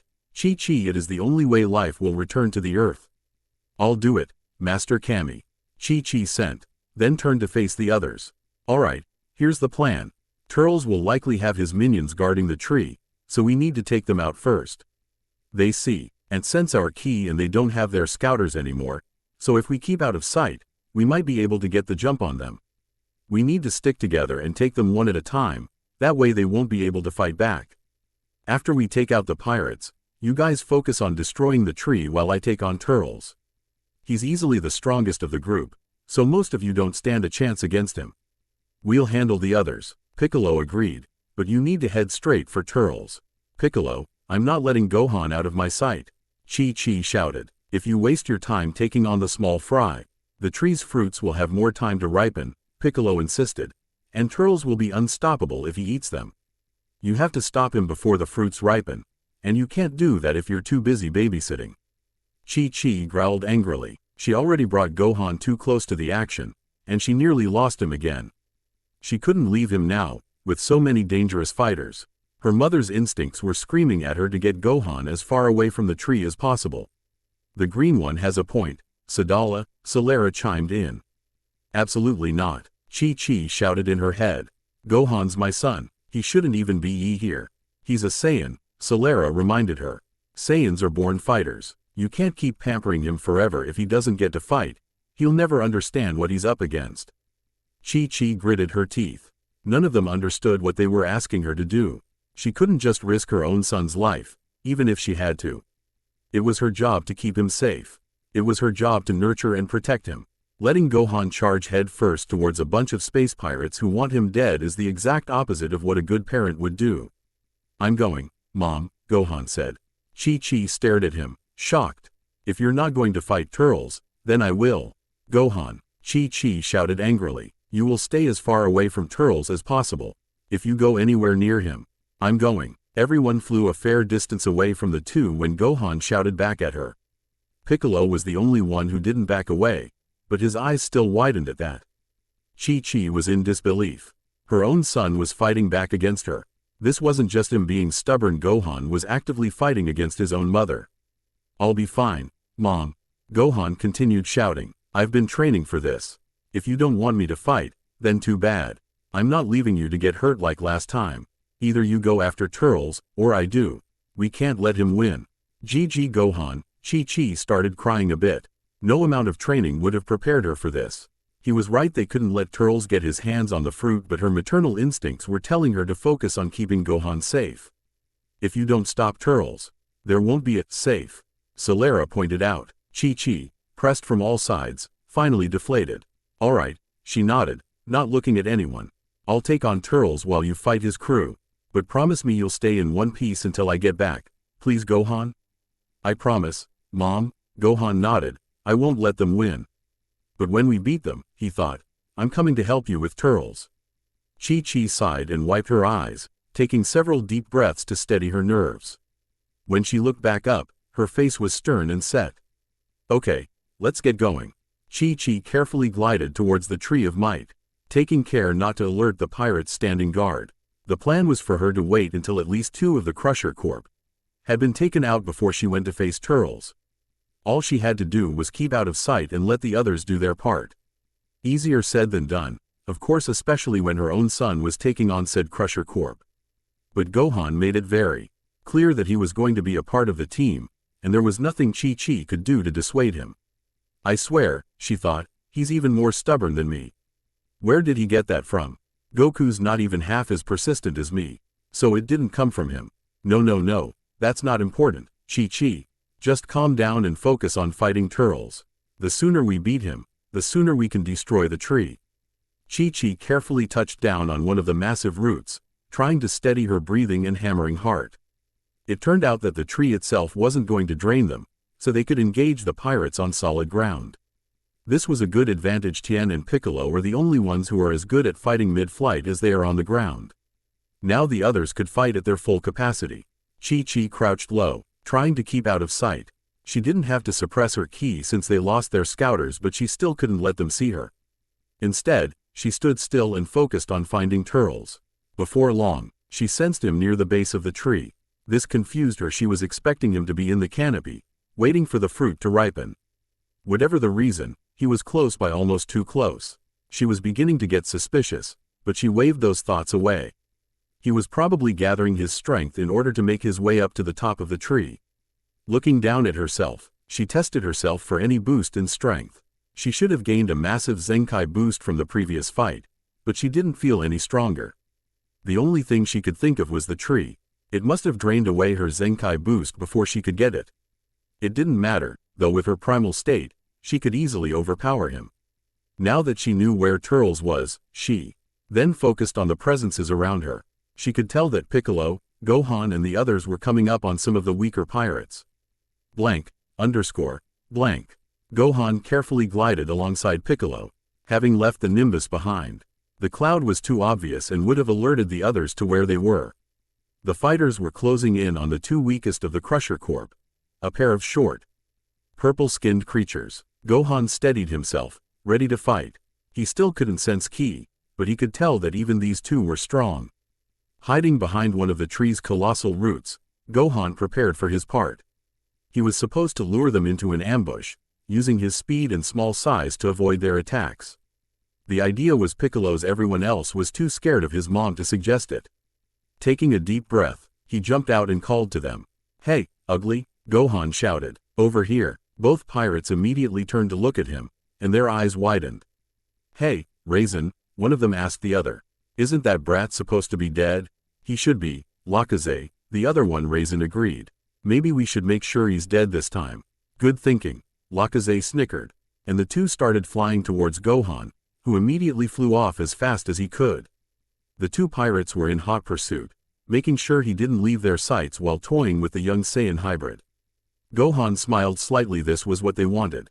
Remembering how he let himself be chased by the Pausasaurus, he dodged in between their arms and legs, feigning panic so they wouldn't expect anything. Eventually, Gohan led Lakaze and Raisin far away from the tree and into a cluster of dead trees. Moving quickly, he soon disappeared from their sight, leaving them confused and disoriented. Over here, a voice shouted to the twins left. Spinning around, they looked to see two bald earthlings, one much bigger than the other. At the same time, Tien and Krillin placed their hands on either side of their heads. Solar flare, a bright flash of white light seared the pirates' eyes, temporarily blinding them. Lakaze and Raisin screamed as they covered their eyes. At the same time, Yamcha rushed in and kicked Raisin in the stomach, moving him right next to his twin brother. "Now, Piccolo," Tien shouted. Piccolo then rose up, having spent the last 2 minutes charging up as much as he could. The twins were perfectly lined up, exactly as planned. Makan Kosa PPO, a thin beam of hypercompressed energy fired from his fingers, surging straight at the twins. The attack hit home and pierced through both of them, causing them to cough out a purple ichor and fall to the barren ground below. "Phew," Yamcha sighed, wiping his brow. "It's not every day our plans actually work flawlessly." "Don't celebrate yet, Yamcha," Krillin replied. "That was just 2 of them. We still have 3 more to go." "Well, at least Chi-Chi knows it's time to take on Turles," Tien added. "There's no way she missed that." Piccolo simply nodded, not wanting to be a part of the group any more than he had to. "All right," Krillin said, clapping his hands together. "Let's get back to the roots and get a quick rest before we take on the others. I have a feeling we're going to need Piccolo's special beam cannon for them, too." The others agreed, and they headed back to the base of the tree of MIGHT to plan their next move against the Crusher Corp. Once they reached the gargantuan roots of the tree, however, they noticed something off. Guys," Yamcha said nervously, "where's Gohan? Blank, _ blank." Chi-Chi sensed 2 of the stronger presences fade away. Now was her chance. Making her way up the tree's roots, she reached the base and noticed a large hole in the trunk. She didn't know why, but that was where Turles was hiding. Making sure it was unguarded, she started to head inside, only to stop and shudder suddenly. What the hell? Chi-Chi was confused. She wasn't afraid of taking Turles on, or of the enormous size of the tree. So why did she just feel scared all of a sudden? "Don't go in there, Solara told Chi-Chi. "Lure him out. Blast him apart from out here. Bring the tree down on top of him, just don't go in there." "What's gotten into you, Solara?" Chi-Chi asked. "Didn't you live under a tree when you were younger?" "Shut up," Solara shouted in Chi-Chi's head. "Just take my advice for once in your life." "I can't," Chi-Chi sent back. "If we don't stop him now, he'll just get stronger. Just let me handle things, okay?" Solara went silent, and Chi-Chi used that she agreed because the shuddering stopped. Once again prepared, she made her way into the cavern of wood and bark. It was surprisingly large. The majority of the trunk's inner bark was hollow for the entire circumference. And up to 30 feet up, the ceiling was covered in strange, dark orbs that were slowly turning red that must have been the fruit. Looking around, she also saw what seemed to be a spaceship. It was much bigger than what Raditz used, though, and standing in the center, admiring the clusters of fruits, was Turles. "Turles," Sadala shouted, getting the other Saiyan's attention. Turles whirled around to look in shock as the Queen of the Ancients stood in front of him, as untouched as she was when they met. "So you really are Sadala," Turles said, his grin never fading. Only the Queen could have survived such a pummeling and come back unscathed. "I never thought I'd see the day. Before we settle this," Chi-Chi said, "I want to know, who are you really?" "Raditz told me there were only 6 Saiyans left alive himself, me, Goku, Gohan, Vegeta, and some other Saiyan who was with Vegeta." "Why didn't he mention you?" "Probably because they think I died a few years ago," Turles admitted. "I used a particularly heated battle to slip away from them and put some distance between us." "Why?" "Because I was done with being treated as the weakling," Turles growled. Quote, "I was already stronger than Raditz at the time, but they treated me as if I was useless because I was born a low-class Saiyan." "Low class?" Chi-Chi tilted her head, confused. Oh, that's right, the C-class-based system wasn't around when you were alive. Nowadays, Saiyans have their power levels measured at birth, and that determines their class. I won't bore you with the details. Let's just say you have the low-class Saiyans like myself and Kakarot, the mid-class Saiyans like Raditz and Nappa, and the super-elites like Vegeta. You would probably fit into the super-elite class yourself, Sadala. So you left for a different master, Chi-Chi said. Seems like you Saiyans lost your pride in the last 2 centuries. But why do you look so much like Goku? Saiyans are usually more diverse than that. I'm sure they were, Turles said, but that changed after you destroyed our home. Only 5,000 Saiyans made it off planet Sadala alive, and we needed to take drastic measures to restore our population. Many Saiyan bloodlines are distantly related, so that means we tend to have lookalikes. Chi-Chi nodded, then looked up at the fruits. Some of them looked dangerously close to full ripeness, so she decided to cut the conversation short. All right, she said, I think we've talked long enough. I'll only say this once. Surrender now, and I'll let you leave this planet peacefully. I haven't shown my full strength, so you have no chance of beating me. Maybe not alone, Turles agreed, but I'm not alone.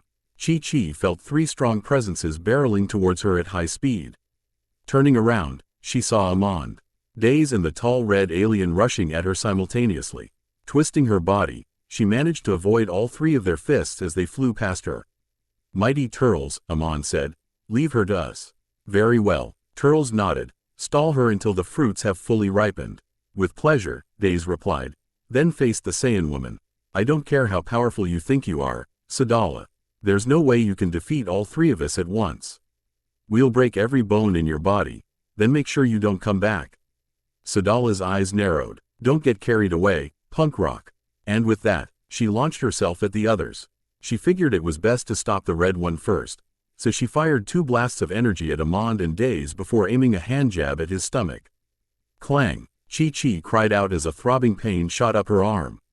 The red one's armor was tougher than anything she had hit before. It was like hitting a lead wall. Ha! Daze scoffed. Nothing has ever punched through Kakao's armor. Okay, new plan, Chi-Chi thought. Jumping back, she fired several blasts of red ki out of her hands towards Amand and Daze. The 2 quickly dodged out of the way, then rushed forward to attack. Thinking quickly, Chi-Chi wrapped her long tail around Amand's calf and tripped him up, following with a heavy axe kick to his face. Throwing him away from the others, she focused on knocking him out before the others could stop her. Amand quickly recovered and started firing his own barrage of energy blasts at her, but she dodged effortlessly and zipped behind him to land a hook kick to the back of his neck. The following crack told her that his neck had fractured, and he fell over, immobilized. 1 down, Chi-Chi thought, 3 more to go. When she looked back at Daze and Kakao, she saw that they were charging up a combined attack. Thinking quickly, she activated her primal state at 20% and started charging up a Kamehameha. When the 2 fired their combined ki blast, Chi-Chi's Kamehameha met it in a powerful struggle. Fortunately for Chi-Chi, she was notably stronger than the 2, and her Kamehameha surged forward to collide with the 2 mercenaries. The force of the resulting explosion sent them flying, and Chi-Chi sped over to knock out Daze while still in her primal state. Bringing her hands together, she slammed them down on Daze's back, causing several vertebrae to break. Exiting her primal state, she exhaled a cloud of steam and turned to face Kakao. The strange red cyborg stared at the Saiyan woman, not saying a word. Hey Turles, over here. Chi-Chi's eyes widened in horror at the sound of a familiar voice. Looking over her shoulder, she saw Gohan standing between herself and Turles, staring the Saiyan down. Well, Turles chuckled, looks like you're a bit tougher than I gave you credit for. Gohan, Chi-Chi shouted with a mixture of terror and fury. What are you doing here? Get out now, you're losing, Gohan said, ignoring his mother. Those 2 purple guys are gone now. You're outnumbered and outmatched. Just get in your ship and never come back. Turles just laughed at his demand. Now, what kind of Saiyan would I be?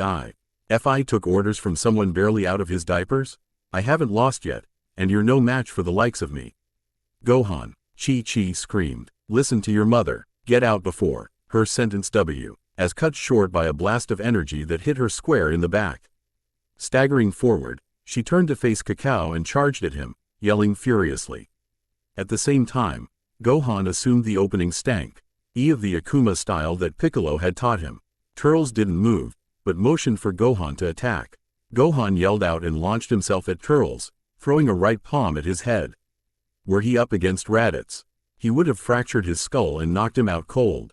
But the older Saiyan was much faster and sharper than the young hybrid, and all he had to do to avoid the attack was tilt his head ever so slightly to the left. Undeterred, Gohan threw punch after punch, using his flying ability to stay at head level. Turles evaded every single one without taking a step, then countered with a light punch to Gohan's stomach, knocking the wind out of him and throwing him back. He could kill the brat whenever he wanted, but he decided to play with his food for a bit. Catching his breath, Gohan realized that he can't beat Turles by fighting head-on. Thinking quickly, he fired a rapid barrage of ki blasts out of his hands, aiming at the ground around the older Saiyan. The resulting series of explosions vaporized parts of the wooden ground, kicking up a cloud of smoke and ash to block Turles' line of sight. Turles coughed a bit from the wood ash entering his lungs, then unleashed a burst of compressed air to blast the cloud away. When the air cleared, however, Gohan was nowhere to be seen. Looking around, he couldn't find the brat anywhere, but then, he felt a rush of air heading towards his right side. Turning around, he looked just in time to see Gohan's tiny fist collide with his left cheek. The impact wasn't enough to cause serious damage, but Turles wasn't expecting it and he recoiled from the force. Gohan jumped back and glared at his father's look-alike. How was that, huh? Turles rubbed his cheek where Gohan had punched him, then turned around and grinned. Not bad, kid, he admitted. I actually felt that one. He then surged forward and grabbed Gohan by the throat, lifting him up high. Still, you're about a decade too young to have a chance against me, Turles said, slamming the young hybrid into the ground. Gohan saw stars, and was left stunned. Gohan, Chi-Chi screamed, completely forgetting about Kakao and charging at Turles. Kakao was lying against the wall of the wooden cavern, his cybernetic armor dented and twisted in many places. Turles turned just in time to avoid a kick from the Saiyan Queen. Immediately on guard, he let go of Gohan and focused on defending himself against Sadala's barrage of attacks. She was moving faster and was much stronger than she normally was, but her eyes were still the same black as usual. It must have been the anger over the kid being hurt. Funny, he said, I don't remember the legend saying anything about you caring about kids. You've really gotten soft, Sadala. Shut up, Chi-Chi shouted angrily, continuing her barrage of kicks. Nobody hurts my boy. I won't let you touch him again. You haven't beaten me so far. Turles shot back, though he was starting to struggle against her. Jumping back, he glanced up at the ceiling and grinned. Right above him, one of the fruits had finally turned a deep beet red. It was ripe and ready to eat. Jumping over another kick, he reached up and plucked the fruit from its stem. Then got some distance between himself and Sadala. You're too late, Sadala, he shouted triumphantly. This fruit contains the life force of millions. You were said to be one shish away from becoming the next Super Saiyan, but I think I just beat you to it. Watch and learn. Bringing the fruit to his mouth, Turles took a huge bite out of it. Chi-Chi was too far away to stop him, and could only watch what happened next. Almost immediately, Turles' muscles expanded and his power shot through the roof. It suddenly felt like there were 15 of him now. He crushed the fruit in his fist, then launched himself towards her, moving faster than even she could track. His fist collided with her stomach with the force of a freight train, forcing the contents of her lungs and Saint Omic out of her mouth and sending her hurling into the wall. Chi-Chi was completely stunned by the attack, and was helpless as he then appeared right in front of her and grabbed her by the throat. Impressive, isn't it? Turles asked, grinning ear to ear, and that's just from one fruit. Imagine how much stronger the rest of us will be when we eat more of them. The Turles Crusher Corp will be unrivaled in the universe, and even Frieza and the Heaters will have to bow before us. He then threw Sadala to the ground and placed his boot on her stomach. But you don't have to die with this miserable little rock, Sadala. I can tell that you still have the ruthless nature of the Saiyans in you, and your brat has the potential to be stronger than any other Saiyan before him. If you surrender now, I just might let the two of you take the twins' place. Sadala coughed a bit, then spat a mouthful of blood and bile at Turles' face. Turles wiped it away, then smirked. Stubborn, aren't you? He asked sadistically, then grabbed her and threw her out of the mouth of the tree's cavern. He then lifted his hand and fired a rapid barrage of ki blasts at her. Each one hit with enough force to destroy a building. And Chi-Chi had no way of defending herself. By the time he stopped shooting her, she was mangled and broken, falling down onto one of the hard roots. Satisfied, Turles then turned to the other fruits. Well, would you look at that, another fruit's just turned ripe. Just in time for me to have a little snack. Laughing triumphantly, the Saiyan walked over to the fruit. Blank, underscore, blank. Get up, Sadala. Chi-Chi's eyes fluttered open, surprised to hear Solera's voice again. See, Solera, is that you? You have to get back up, Sadala. If you don't, that fool will win. He's too strong. I can't beat him. Yes, you can. I don't care how strong he is, that strength isn't his. He's using a shortcut to get where he is, just like your primal state. And if he's not using his own strength? Chi-Chi's eyes widened upon realization. She was right. Turles was using borrowed power from a fruit meant for gods. There's no way he can keep getting stronger. Listen, Solera said, I know you hate it when people fight dirty, but there's no such thing as dirty in a real fight. You have to do whatever it takes to win. Forcing herself to her feet, Chi-Chi made her way up the roots to the base of the trunk, slipping a senzu bean under her tongue for safekeeping. Before she could head inside, Piccolo showed up. Chi-Chi, what just happened? He asked, looking worried about Turles' sudden surge of strength. Where's Gohan? He's in there, Chi-Chi answered, pointing at the mouth of the cavern. Before Piccolo could head in, however, she stopped him. Piccolo, tell the others to get ready. When Turles' power drops, put everything you have into blowing up the tree. Piccolo looked shocked, but when he saw Chi-Chi's face, he simply nodded and flew off. She then staggered into the wooden cave, looking over at Turles, who was munching on another one of the tree's fruits. His power surged even higher, and Chi-Chi fell to her knees, which got his attention. You really don't know when to give up and die, do you? He asked incredulously. He finished eating the fruit, then looked at Sadala. She could barely keep on her knees, and her face was swollen in several places. Looking up, he saw that yet another one of the fruits had ripened, and he plucked it off the stem. You've seen it yourself, Sadala, he said. With the power of the fruit, anyone can become unstoppable. This planet is doomed to be sucked dry, but you don't have to die with it. He held out the fruit in front of Sadala's face. You could have all the power in the universe. 1,000 worlds could be yours to conquer. And you can become the matriarch of the new Saiyan race. And all you have to do is take this fruit. Chi-Chi stared intently at the fruit that made Turles into an unstoppable force. Gingerly, she took the fruit in her good hand, and stood up and rammed it into Turles' mouth. Turles choked in surprise and punched Sadala into the cavern wall. Before he knew what he was doing, he swallowed the flesh of the fruit that was already in his mouth. What is wrong with you? He shouted angrily. How could you keep refusing this kind of power over in? He stopped and grabbed at his throat. Something was happening to him. His entire body was spasming as if he was about to explode. He screamed as his muscles expanded and contracted uncontrollably, before his newfound strength rapidly left him. What's? You still don't understand, do you, Turles? Sadala said, getting up from the cavern wall. She looked as good as new. The swelling on her face was gone, and her once broken arm was now in pristine condition. I got as strong as I did because I worked for it. I trained non-stop for months, pushing myself past my own limits until I found new ones. But you took the E.C. way, taking power that didn't belong to you, and hoarding it greedily. The fruits of the tree of might aren't meant for mortals. Turles, that means there's a limit to how many you can eat. And you just went past that limit. Focusing hard, Chi-Chi activated her primal state at 50%, then prepared a massive Dawn's demise. But she wasn't aiming at Turles, she was aiming up at the tree, preparing to destroy it from the inside. Turles, in his weakened state, could only watch as Sadala charged up her attack. The only reason he was going to survive came in the form of a battered and twisted Cacao, who grabbed him. Daze and Amand and headed into the spaceship. Chi-Chi continued charging up, waiting for the right moment. That moment came when she sensed Piccolo and the others preparing to fire their most powerful attacks. She paused, however, when she felt another energy grow next to her. Looking over, she saw Gohan standing right next to her, hands over his head as if he was trying to catch a baseball. He looked over at her apologetically, knowing that he should have listened to her. Chi-Chi was prepared to scream herself hoarse with her upcoming lecture, but that could wait for later. Instead, She finished charging and waited for the other Z fighters to unleash their attacks. The moment she felt them fire, she pointed her hands up at the trunk of the tree and roared with exertion.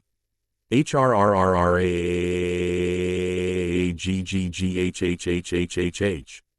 Both she and Gohan unleashed everything they had: a Dawn's demise from Chi-Chi, and a Masenko from Gohan.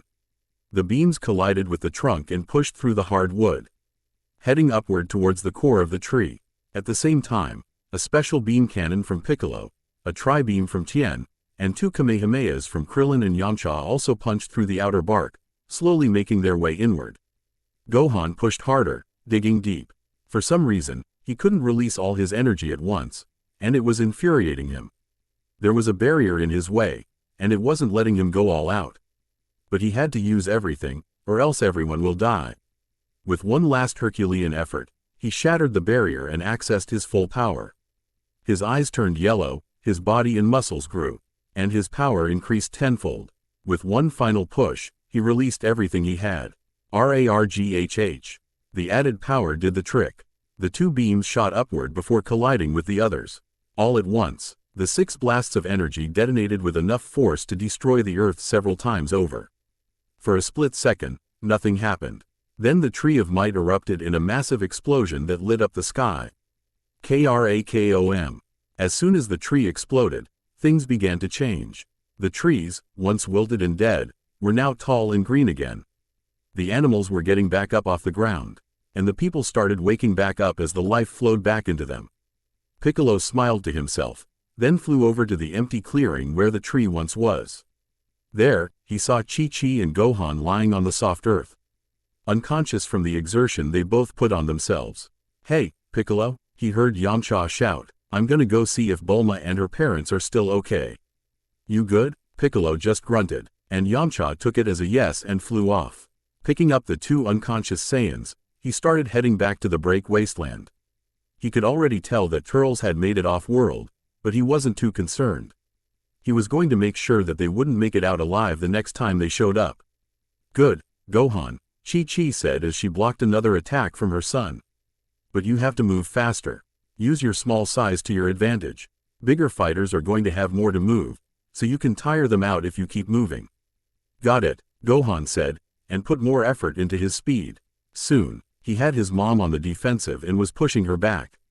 Piccolo, meanwhile, was watching from atop a nearby rock formation. He grinned as he watched Gohan fight with a combina.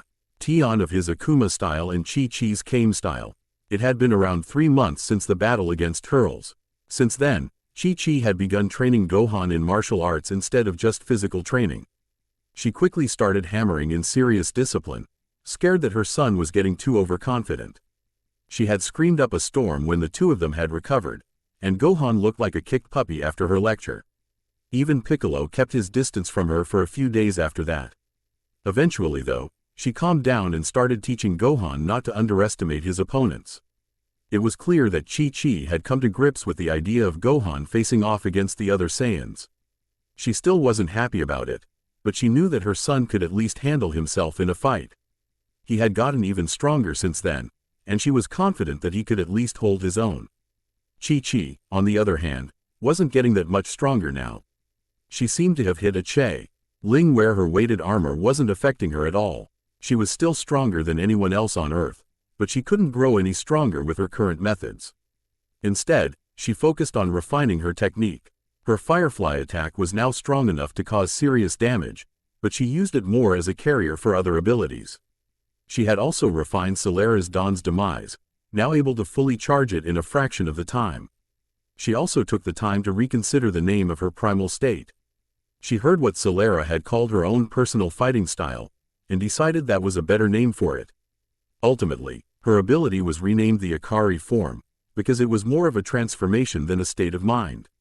Everyone liked the new name, especially Solera. Speaking of whom, the former Saiyan Queen was getting impatient. She desperately wanted to take down Vegeta, and Chi-Chi was having trouble keeping her in check. She often returned to their dream world to spar so Solera could calm down. But she could tell that the Saiyan was nearing her limit. In the end, she just settled for regularly fighting in the dream world and talking with Solera to take her mind off of the battle to come. Eventually, night fell and Gohan got tired again, so the group retired to eat and get some sleep. Chi-Chi looked Gohan over while he slept. Piccolo had replaced his tattered orange GI with a dark blue one similar to his own, which was accented with a simple white cape. Chi-Chi hated to admit it, but it looked a lot better on him than she thought. She smiled at how far her son had come, but she couldn't help feeling unsettled. In an attempt to get the thoughts out of her head, she took off flying for a bit. Her mind kept going back to Turles and how he talked about being treated like a weakling. He reminded her of Celera and how she was cast out for her weakness. And if Raditz was technically the weakest, then maybe, just maybe. Can't sleep? Chi-Chi gave a startled yelp as she spun in mid-air to see Piccolo hovering over her. Piccolo, she shouted, don't sneak up on me like that. Piccolo grunted. It's your fault for being too caught up in your own head. His face then softened slightly. Something's wrong with you, and I want to know what. Chi-Chi let out a deep sigh. She knew that Piccolo didn't need his incredible hearing or telepathy to tell when she's disturbed. The two had grown close over the last few months, and while he wasn't as close to her as he was to Gohan, he definitely started to care about her. I just don't get it, Chi-Chi admitted. I know how much stronger than me Celera had gotten, but I just can't reach her level. I've hit a ceiling, and I don't know how to break through it. The other Saiyans are on their way, and I don't think I'm strong enough yet. You're still the strongest one here, Chi-Chi, Piccolo replied. And if what Yamcha told you is true, then you might just have another way to get stronger. The gravity chamber? She thought about that. Maybe, but I don't think it's ready yet. Wouldn't Yamcha have told us if it were? Who knows, Piccolo admitted, but I think you should check. Me? Chi-Chi raised an eyebrow, confused. Why should I go? Because you need someone to talk to, Piccolo said pointedly. Humans don't like being alone for too long, and I can tell that you need to talk with someone else. Chi-Chi scowled at that. But he was right. She missed the time training on the lookout with the other Z fighters to fight and talk to. She was normally used to having Goku or her father to be around. But the months of isolation were starting to get to her. She was a princess, and while she was more humble than she used to be, she still needed some time off. Any kind of interaction would do at this point. Okay, Chi-Chi sighed. You're right, I need some rest and relaxation. I'll head over to West City tomorrow. Can I trust you to take care of Gohan in the meantime? You're not bringing him with you? Piccolo asked, surprised. No, she said. Gohan needs more training. The Saiyans aren't going to give us time to unwind. Piccolo still looked surprised, but nodded. With that settled, Kai returned to camp to get some much-needed sleep before she could head over to Capsule Corp. The next day, Chi-Chi flew above the massive buildings and zooming hovercars on her Nimbus. She had finally made it to West City, a bustling metropolis and the technological center of the world. Millions of people, human and demi-human, meandered about the busy streets. She thought about joining them, but her current outfit wasn't exactly meant for city life. Instead, she continued flying to the center of the city, where the large dome-like buildings of Capsule Corp were located. Capsule Corp was the most advanced applied sciences corporation on the planet. Founded by Dr. Briefs many years ago, his miniaturization tech quickly became a part of everyday life and catapulted him and his family into unrivaled wealth and fame. But as intelligent as the good doctor was, he was quickly outpaced by his youngest daughter, Bulma. While she was spoiled by her parents, she didn't let her brilliant mind go to waste, and she quickly began researching areas that her father didn't even dream of. Chi-Chi carefully maneuvered the Nimbus over to the lawn of the main building and hopped off. Turning around, she was greeted by a friendly-looking old man with white hair and a mustache, who was wearing a white lab coat. Ah, you must be Goku's wife, Drive, Briefs said cheerfully. It's nice to finally meet you. Bulma's been telling me all about you ever since she came home. Hello, Drive, Briefs, Chi-Chi said, bowing respectfully. I'm here to see Bulma. Is she around? She is, Doctor, Briefs replied, but unfortunately, she's still sleeping. She pulled another all-nighter working on one of her newest pet projects. I've never seen her this fired up in my life before. Oh, Chi-Chi said, well, I guess I'll just head into town and wait for her to wake up. Sorry to bother you. Oh, come now, Drive. Briefs chuckled, you're not bothering me at all. In fact, I need to change. Things have gotten a little too monotonous. Come with me, I want to show you my new goldfish pond. Chi-Chi didn't know what else to do, so she followed Drive. Brief says he lead her to a nearby pond. Squatting down, she saw multiple goldfish with enormous eyes swimming close to the surface. I've never seen goldfish like these before, Chi-Chi admitted. What's with their eyes? These are called bug-eyed goldfish, drive. Briefs explained. They were bred to look like that. I always liked them, but never really got the time to start raising them until recently.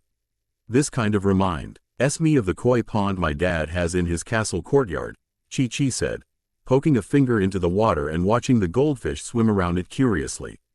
Koi huh? Well, they're pretty and all, but I think goldfish are much cuter. Chi-Chi giggled a bit. Piccolo really was right, she needed some normal human interaction to restore her sanity a bit. Oh, hi, Dad, who's that? Chi-Chi looked over to see the familiar face of Bulma, stretching her arms over her head and yawning. She was still in her pajamas, and her blue hair was messy. She must have just gotten out of bed.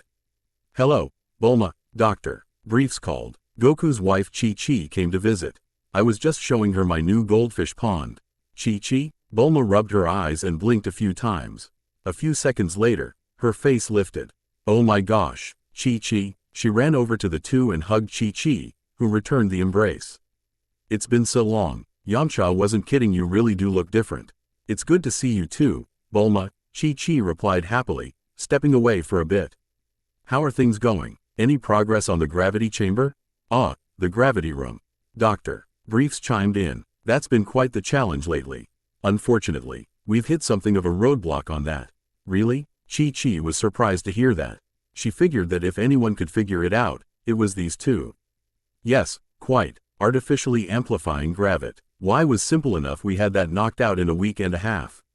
The difficult part is building a structure capable of handling the forces exerted on it. Goku is apparently being subjected to 10 times the gravity of Earth, correct? Chi-Chi nodded. Well, unfortunately we don't know of any material that can comfortably handle the strain of such forces. Bulma has suggested reverse engineering the materials used on the pod that the Saiyan came down in, but it's taking quite some time to work out precisely what the composite material is. Chi-Chi didn't understand any of the science talk, so she just nodded again.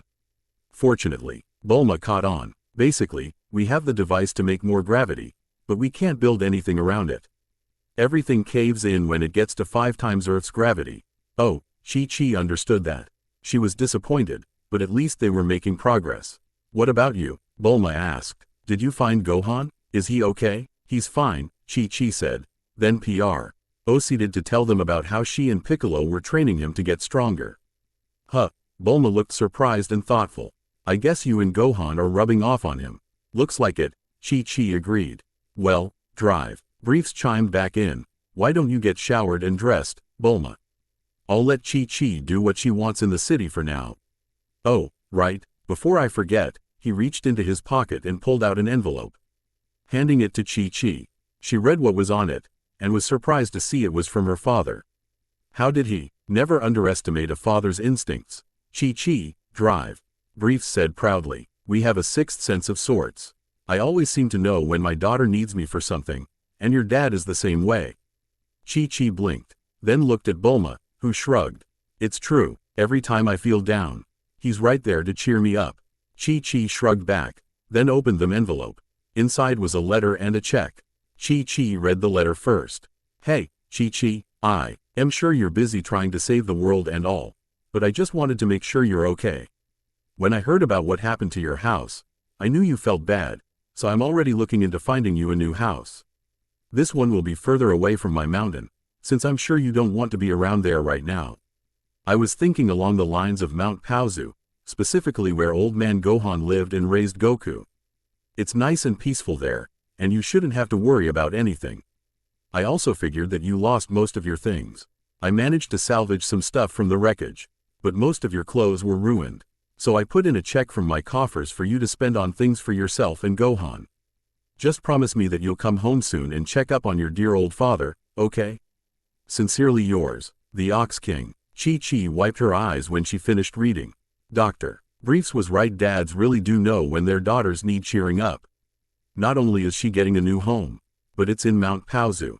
Goku often wanted to go back there, and she actually saw his old home when they were searching for the Dragon Balls. She remembered how peaceful it was over there. and actually had dreams of living there with that beautiful backdrop right outside her house. Looking at the check, she was immediately startled out of her thoughts. 500,000 zeni. She had never had such a massive allowance from her father before. She turned to the others. "I'm going to go do some shopping," she said. "Should I wait a bit for you, Bulma?" "Nah," Bulma replied. "You can go on ahead. I'll meet you somewhere when I'm done showering." "Okay," Chi-Chi said, and she took off for some much-needed retail therapy. The first place she went to after cashing in the check was a tailor. She needed new clothes, and her slim but curvaceous frame was different from most other women. After the tailor took her measurements and she chose the type of silk she wanted, Kai-Si then went to the bookstore to get some reading material for Gohan. She found a few textbooks that were in his current level, then grabbed the latest editions of the comics he enjoyed. About an hour later, Bulma met up with her, and the two started perusing the town's sweet shops. Bulma's preferred confections were chocolate-covered strawberries, while Chi-Chi was more into mochi. While they enjoyed their sweets, Bulma showed Chi-Chi many of the sights in West City. "This is great," Chi-Chi said. "I can't remember having this much fun before." "Trust me," Bulma replied. "Retail therapy is much better with a girlfriend. Guys don't really get it." "That's the truth," Chi-Chi grumbled. "Goku hates going into town. He's not a big fan of big cities. Then again, I don't really care for them either. They're fun to go to every now and then, but I prefer to live in the quieter countryside." "I bet. Still, it's nice to see you up and about again." After a few more hours of shopping and sightseeing, the two returned to Capsule Corp with arms full of shopping bags, and were greeted again by Dr. Briefs and his wife Bikini. "Oh, hello there," Bikini greeted Chi-Chi. "I hope you and Bulma had a good time." "We did," Chi-Chi replied. "Thank you." She then turned to Bulma. "So, Drive, Briefs told me you were working on a pet project?" "Oh, Bulma looked nervous. "Well, sorta. I mean, it's not finished yet, but it's okay," Chi-Chi replied. "I'm not going to laugh or anything." Bulma smiled, then led Chi-Chi to one of the buildings labeled Research and Development. Entering the building, Bulma showed her several different things that were being worked on. She saw several broken domes, which were attempts at building the gravity room. Multiple different capsules were being developed for different applications. She even saw an attempt to build a new version of Raditz's scouter. "I'm still working on your new armor," Bulma told Chi-Chi, "but I kind of let that take a backseat to what I'm working on right now." Leading her to a room in the back of the building, Bulma put a RFID card on a scanner and unlocked the door. Once inside, Chi-Chi saw what Bulma was working on. Resting on a stand, colored aqua with blue accents, was a full bodysuit of armor. "Wow," Chi-Chi breathed. "Who's that for?" "Me," Bulma said. Chi-Chi turned to look at her, a look of shock on her face. "I was one of the first people Goku ever met, and I always sat by and let him and the others fight. But things are getting serious now, and I don't think I can keep relying on others to keep me safe anymore. This suit is supposed to be able to enhance my physical strength 1,000-fold, and I have ideas on how to make it even stronger." "Bulma," Chi-Chi said gingerly, "there's a lot more to winning a fight than just being strong. If you don't know how to use that strength, you'll only end up hurting yourself. That's why I'm planning on having Yamcha help train me," Bulma explained. Now that I'm not going to be very good at that whole martial arts thing, but I can think tactically and strategically, and I might be able to help you guys out when things get serious. Besides," she smiled, "I can't let you be the only gal who knows how to fight." Chi-Chi returned the smile, then nodded approvingly. "Well," Bulma then said, "I guess you should probably get back to Gohan, right?" "Yeah," Chi-Chi agreed. "I probably should. Good luck with your project, Bulma." "Wait," Bulma called her back, and grabbed a box that she immediately recognized. "Here are the Dragon Balls. Roshi and I agreed that you should be the one to bring Goku back." Chi-Chi smiled thankfully. "Thanks, Bulma. I'll see you when I see you." And with that, she headed back outside, jumped onto the Nimbus, and flew back to the Break Wasteland. Fully refreshed and ready to get back to training. "Well, Goku, it looks like your training is done," King Kai said proudly, and not a moment too soon. "But first, we wait to make sure that you're ready to take on the Saiyans. Bubbles, you're up." Bubbles immediately took off running, and King Kai pulled out his stopwatch. He counted down on his fingers, then clicked the stopwatch. Almost immediately, Goku rushed over and caught Bubbles without breaking a sweat. King Kai clicked the stopwatch, and looked down in shock. Whoa, less than a second. That's a new record. Goku laughed, then let Bubbles go. The monkey walked out of the way as Gregory stepped up. King Kai handed Goku the weighted hammer, then prepared the stopwatch.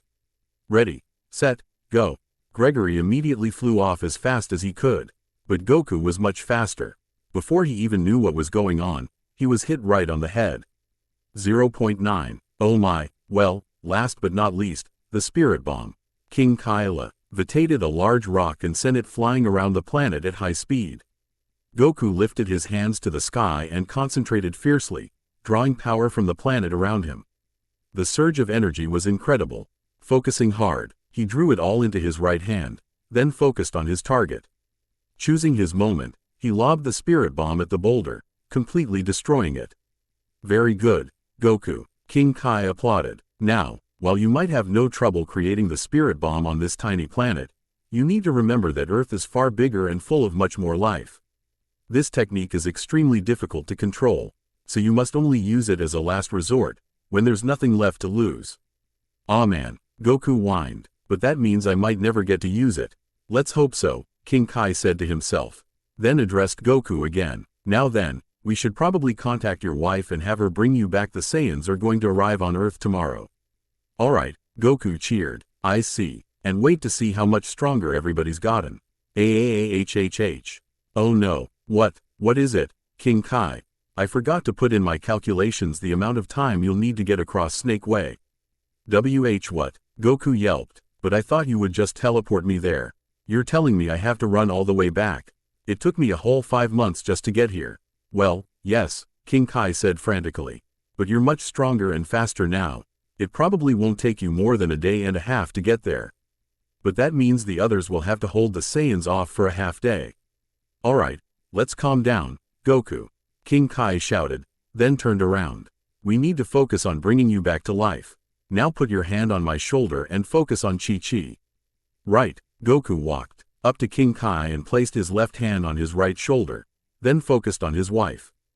Chi-Chi, can you hear me? It's Goku, blank, underscore, blank. Chi-Chi blocked another attack from Piccolo.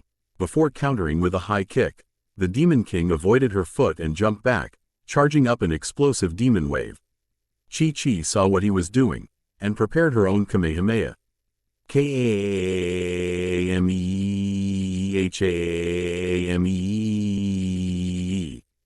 Chi-Chi, can you hear me? It's Goku. Huh? Crash. Piccolo's attack hit the distracted Chi-Chi head-on, sending her into a nearby rock formation. She groaned as she picked herself back up. Goku? She asked aloud. Is that you? Yeah, it's me. Wow, I can hear you so clearly. Listen, we don't have much time. You've got the Dragon Balls, right? Yeah, we have the Dragon Balls, she said. But what's the rush? We still have a whole month before the Saiyans get here, right? No such luck, Chi-Chi. They're going to reach Earth tomorrow. Tomorrow? Yeah, I need you to wish me back right now. If I move fast enough, I should be able to get there in a day and a half, but that means you guys have to hold them off until then. Hold them off? Are you saying I can't take them myself? Never mind. I'll hurry and make the wish. Just make sure you get back. Got it. Thanks, Chi-Chi. I owe you one. You owe me more than one, Goku, Chi-Chi said, then turned to Piccolo and Gohan, who were watching her nervously. We need the Dragon Balls, you too. The Saiyans will be here tomorrow. Tomorrow, Gohan squeaked. I thought we had more time. Apparently we don't, Chi-Chi replied. Flying over to one of the rock formations, she found the mahogany box that held all 7 Dragon Balls. Opening it up, she paused for a second. She wanted to be sure that she was ready to make the wish. She knew what she was planning would have dire repercussions, but she felt like she had to do it. Now certain, she cleared her throat and spoke loudly. Rise, eternal dragon Shenron. The sky darkened as storm clouds covered the earth. The Dragon Balls glowed brightly as an enormous green dragon rose into the sky. Chi-Chi felt Gohan grabbing onto her leg. He'd never seen Shenron before. And it's always overwhelming the first time. Speak your wish, Shenron growled, and it shall be granted. Chi-Chi took a deep breath, and spoke as clearly as she could. Bring back E2 Saiyans who were killed by Piccolo. What? Piccolo shouted, shocked. Very well. Shenron's red eyes flashed brightly as he roared in effort. A few seconds later, Chi-Chi felt a surge of energy far off. More powerful than she was expecting. Your wish has been granted. Farewell. Shenron rose up into the sky before disappearing in a bright flash of yellow light, and the Dragon Balls scattered once more.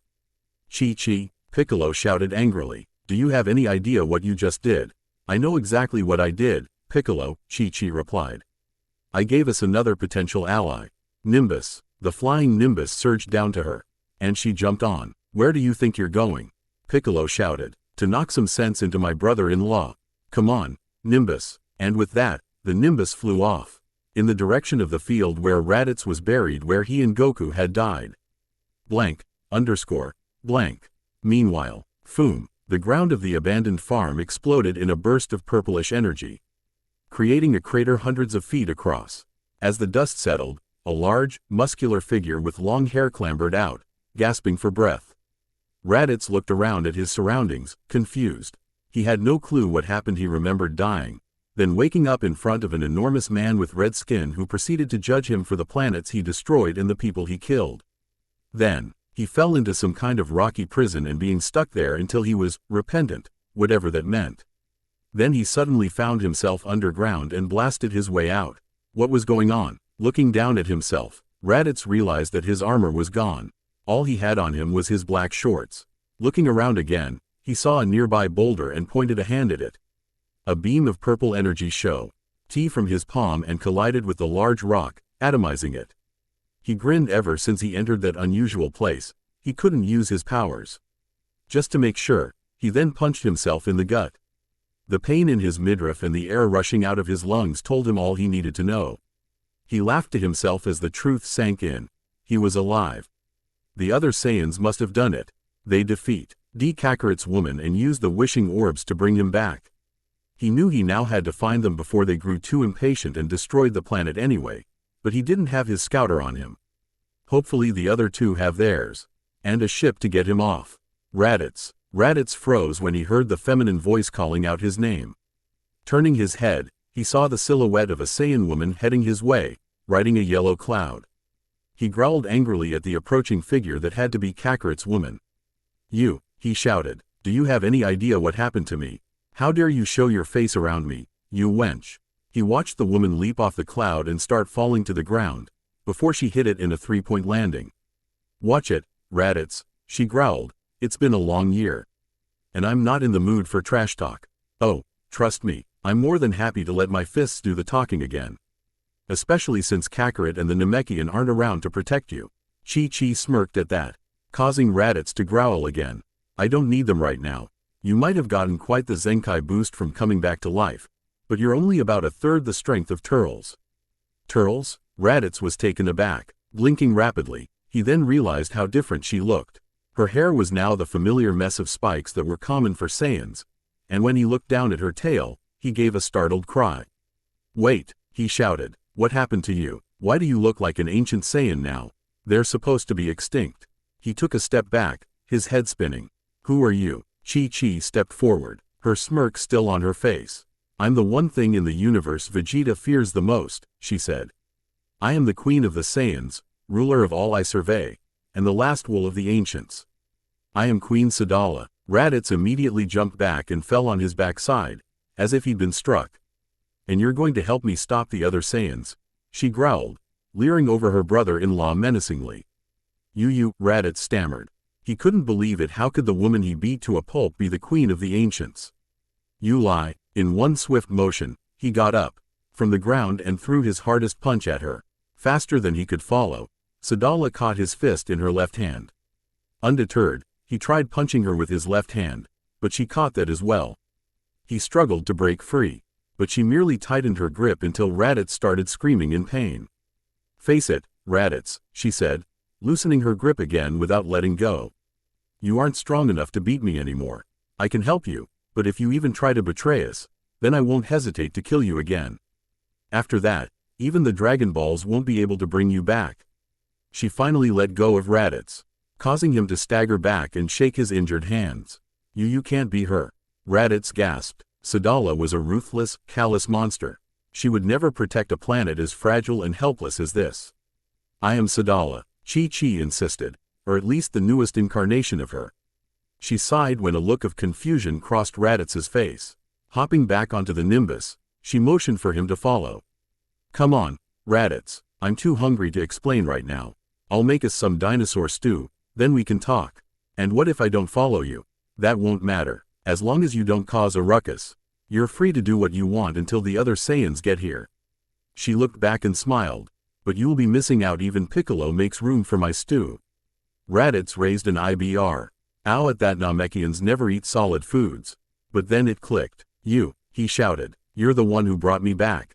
Chi-Chi's smile widened. Now you're catching on. I used the Dragon Balls to bring you and Goku back. That also means that they won't be usable for another year. But why? I told you. I'll explain it after dinner. With that, she flew off. Raditz didn't know what to do. She shouldn't be as strong as him. But she stopped his punches like they were nothing. She admitted to resurrecting him, and she was acting unusually friendly. For all he knew, it was a trap. But why would she go to all the trouble of bringing him back just to kill him again? It didn't make any sense. In the end, he took off after her, planning to figure out a way to hand her over to Vegeta so he could return to the Saiyans. Blank. Later that day, and that's the story. Raditz, Chi-Chi finished. Raditz was completely stunned. So you're telling me that you were an Earthling 5 years ago? Yes, and you became a Saiyan by freak accident? Basically, but not any Saiyan. You became a reincarnation of the infamous Queen Sadala? That's right. Raditz blinked several times, trying to digest everything with the stew he had finished wolfing down. He had never heard a story like that before, but the more he thought about it, the more sense it made.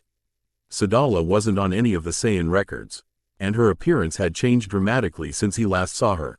Saiyans remain mostly the same throughout their lives, so her transformation into an ancient Saiyan didn't have any other explanation. What about the brat? Raditz asked. Is he a pure-blooded Saiyan, or was he born before you made that ridiculous wish? First off, it wasn't a ridiculous wish, Chi-Chi growled. Second, he was only a month and a half old, but yes, he was born before I became a Saiyan. Why? Raditz thought long and hard about that. If what you're saying is true, then not only are Saiyans compatible with Earthlings, but the resulting hybrids have even more potential. He looked over at his nephew, suddenly much more interested. Nappa and I often talked about ways to restore the Saiyan race to its former glory. Maybe this is how. Forget it, Raditz, Chi-Chi said sternly. Even if they could be convinced, do you really think they'd let you back into their ranks after you died? Of course they would, Raditz growled angrily. I've been fighting alongside them since I was a child. They wouldn't dare abandon me, especially since there are so few Saiyans left. Raditz, Chi-Chi sighed. You know as well as I do that Saiyans have no real sense of camaraderie. 200 years of conquest and destruction wouldn't have made them any more sympathetic to their fallen. I guarantee it. They're only coming here for me and the Dragon Balls. They abandoned you the moment you were fatally injured. Raditz snarled at that, but Sadala didn't flinch. You were willing to kill your own brother and nephew without thinking twice. I promise you, I'm being more merciful than Vegeta ever would. Raditz started calming down, but he then turned away. It doesn't matter, Sadala. You may have been the most powerful Saiyan of your time, but times have changed. Even now, you won't be strong enough to defeat Vegeta. He is a super elite with a power level of 18,000. And PPA's the elite commander-in-chief of the Saiyan army with a power level of 4,000. You don't stand a chance against them. Really? Chi-Chi asked slowly. Tell me, what was your power level when you first arrived on Earth? 1,500. I see. Well, if I had to guess from what I'm feeling from you, I'd say you now have a power level of around 3,500. That's not that far off from this Nappa guy. What? Raditz was surprised. He didn't expect his Zenkai boost to be that effective. Wait, how can you tell? Sadala grinned. It's a little trick we have here on Earth. Not only can we raise and lower our power, we can sense it too. That's how we were able to find you the first time. So you're telling me that you Earthlings don't need scouters?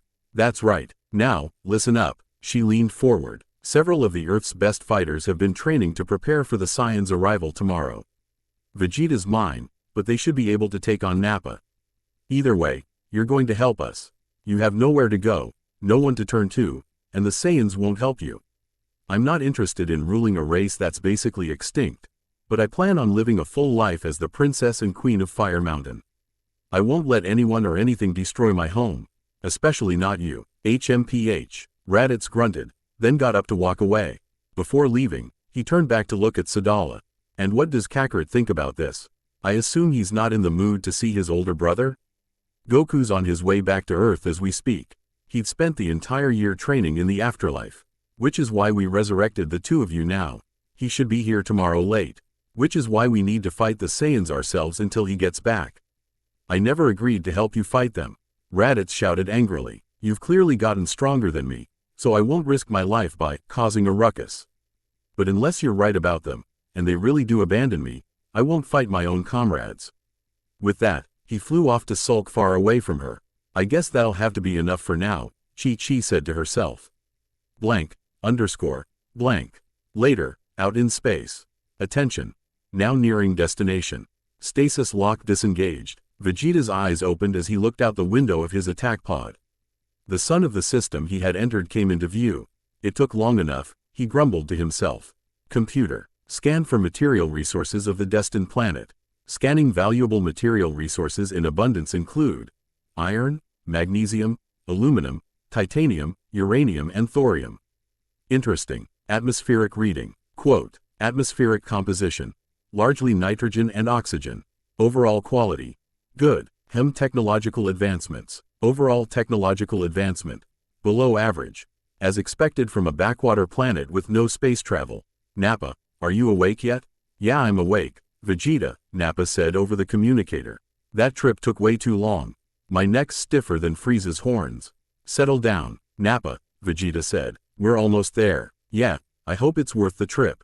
Eternal life is worth any discomfort. Vegeta began salivating at the thought of becoming unstoppable. All his life, he had lived under the heel of Frieza.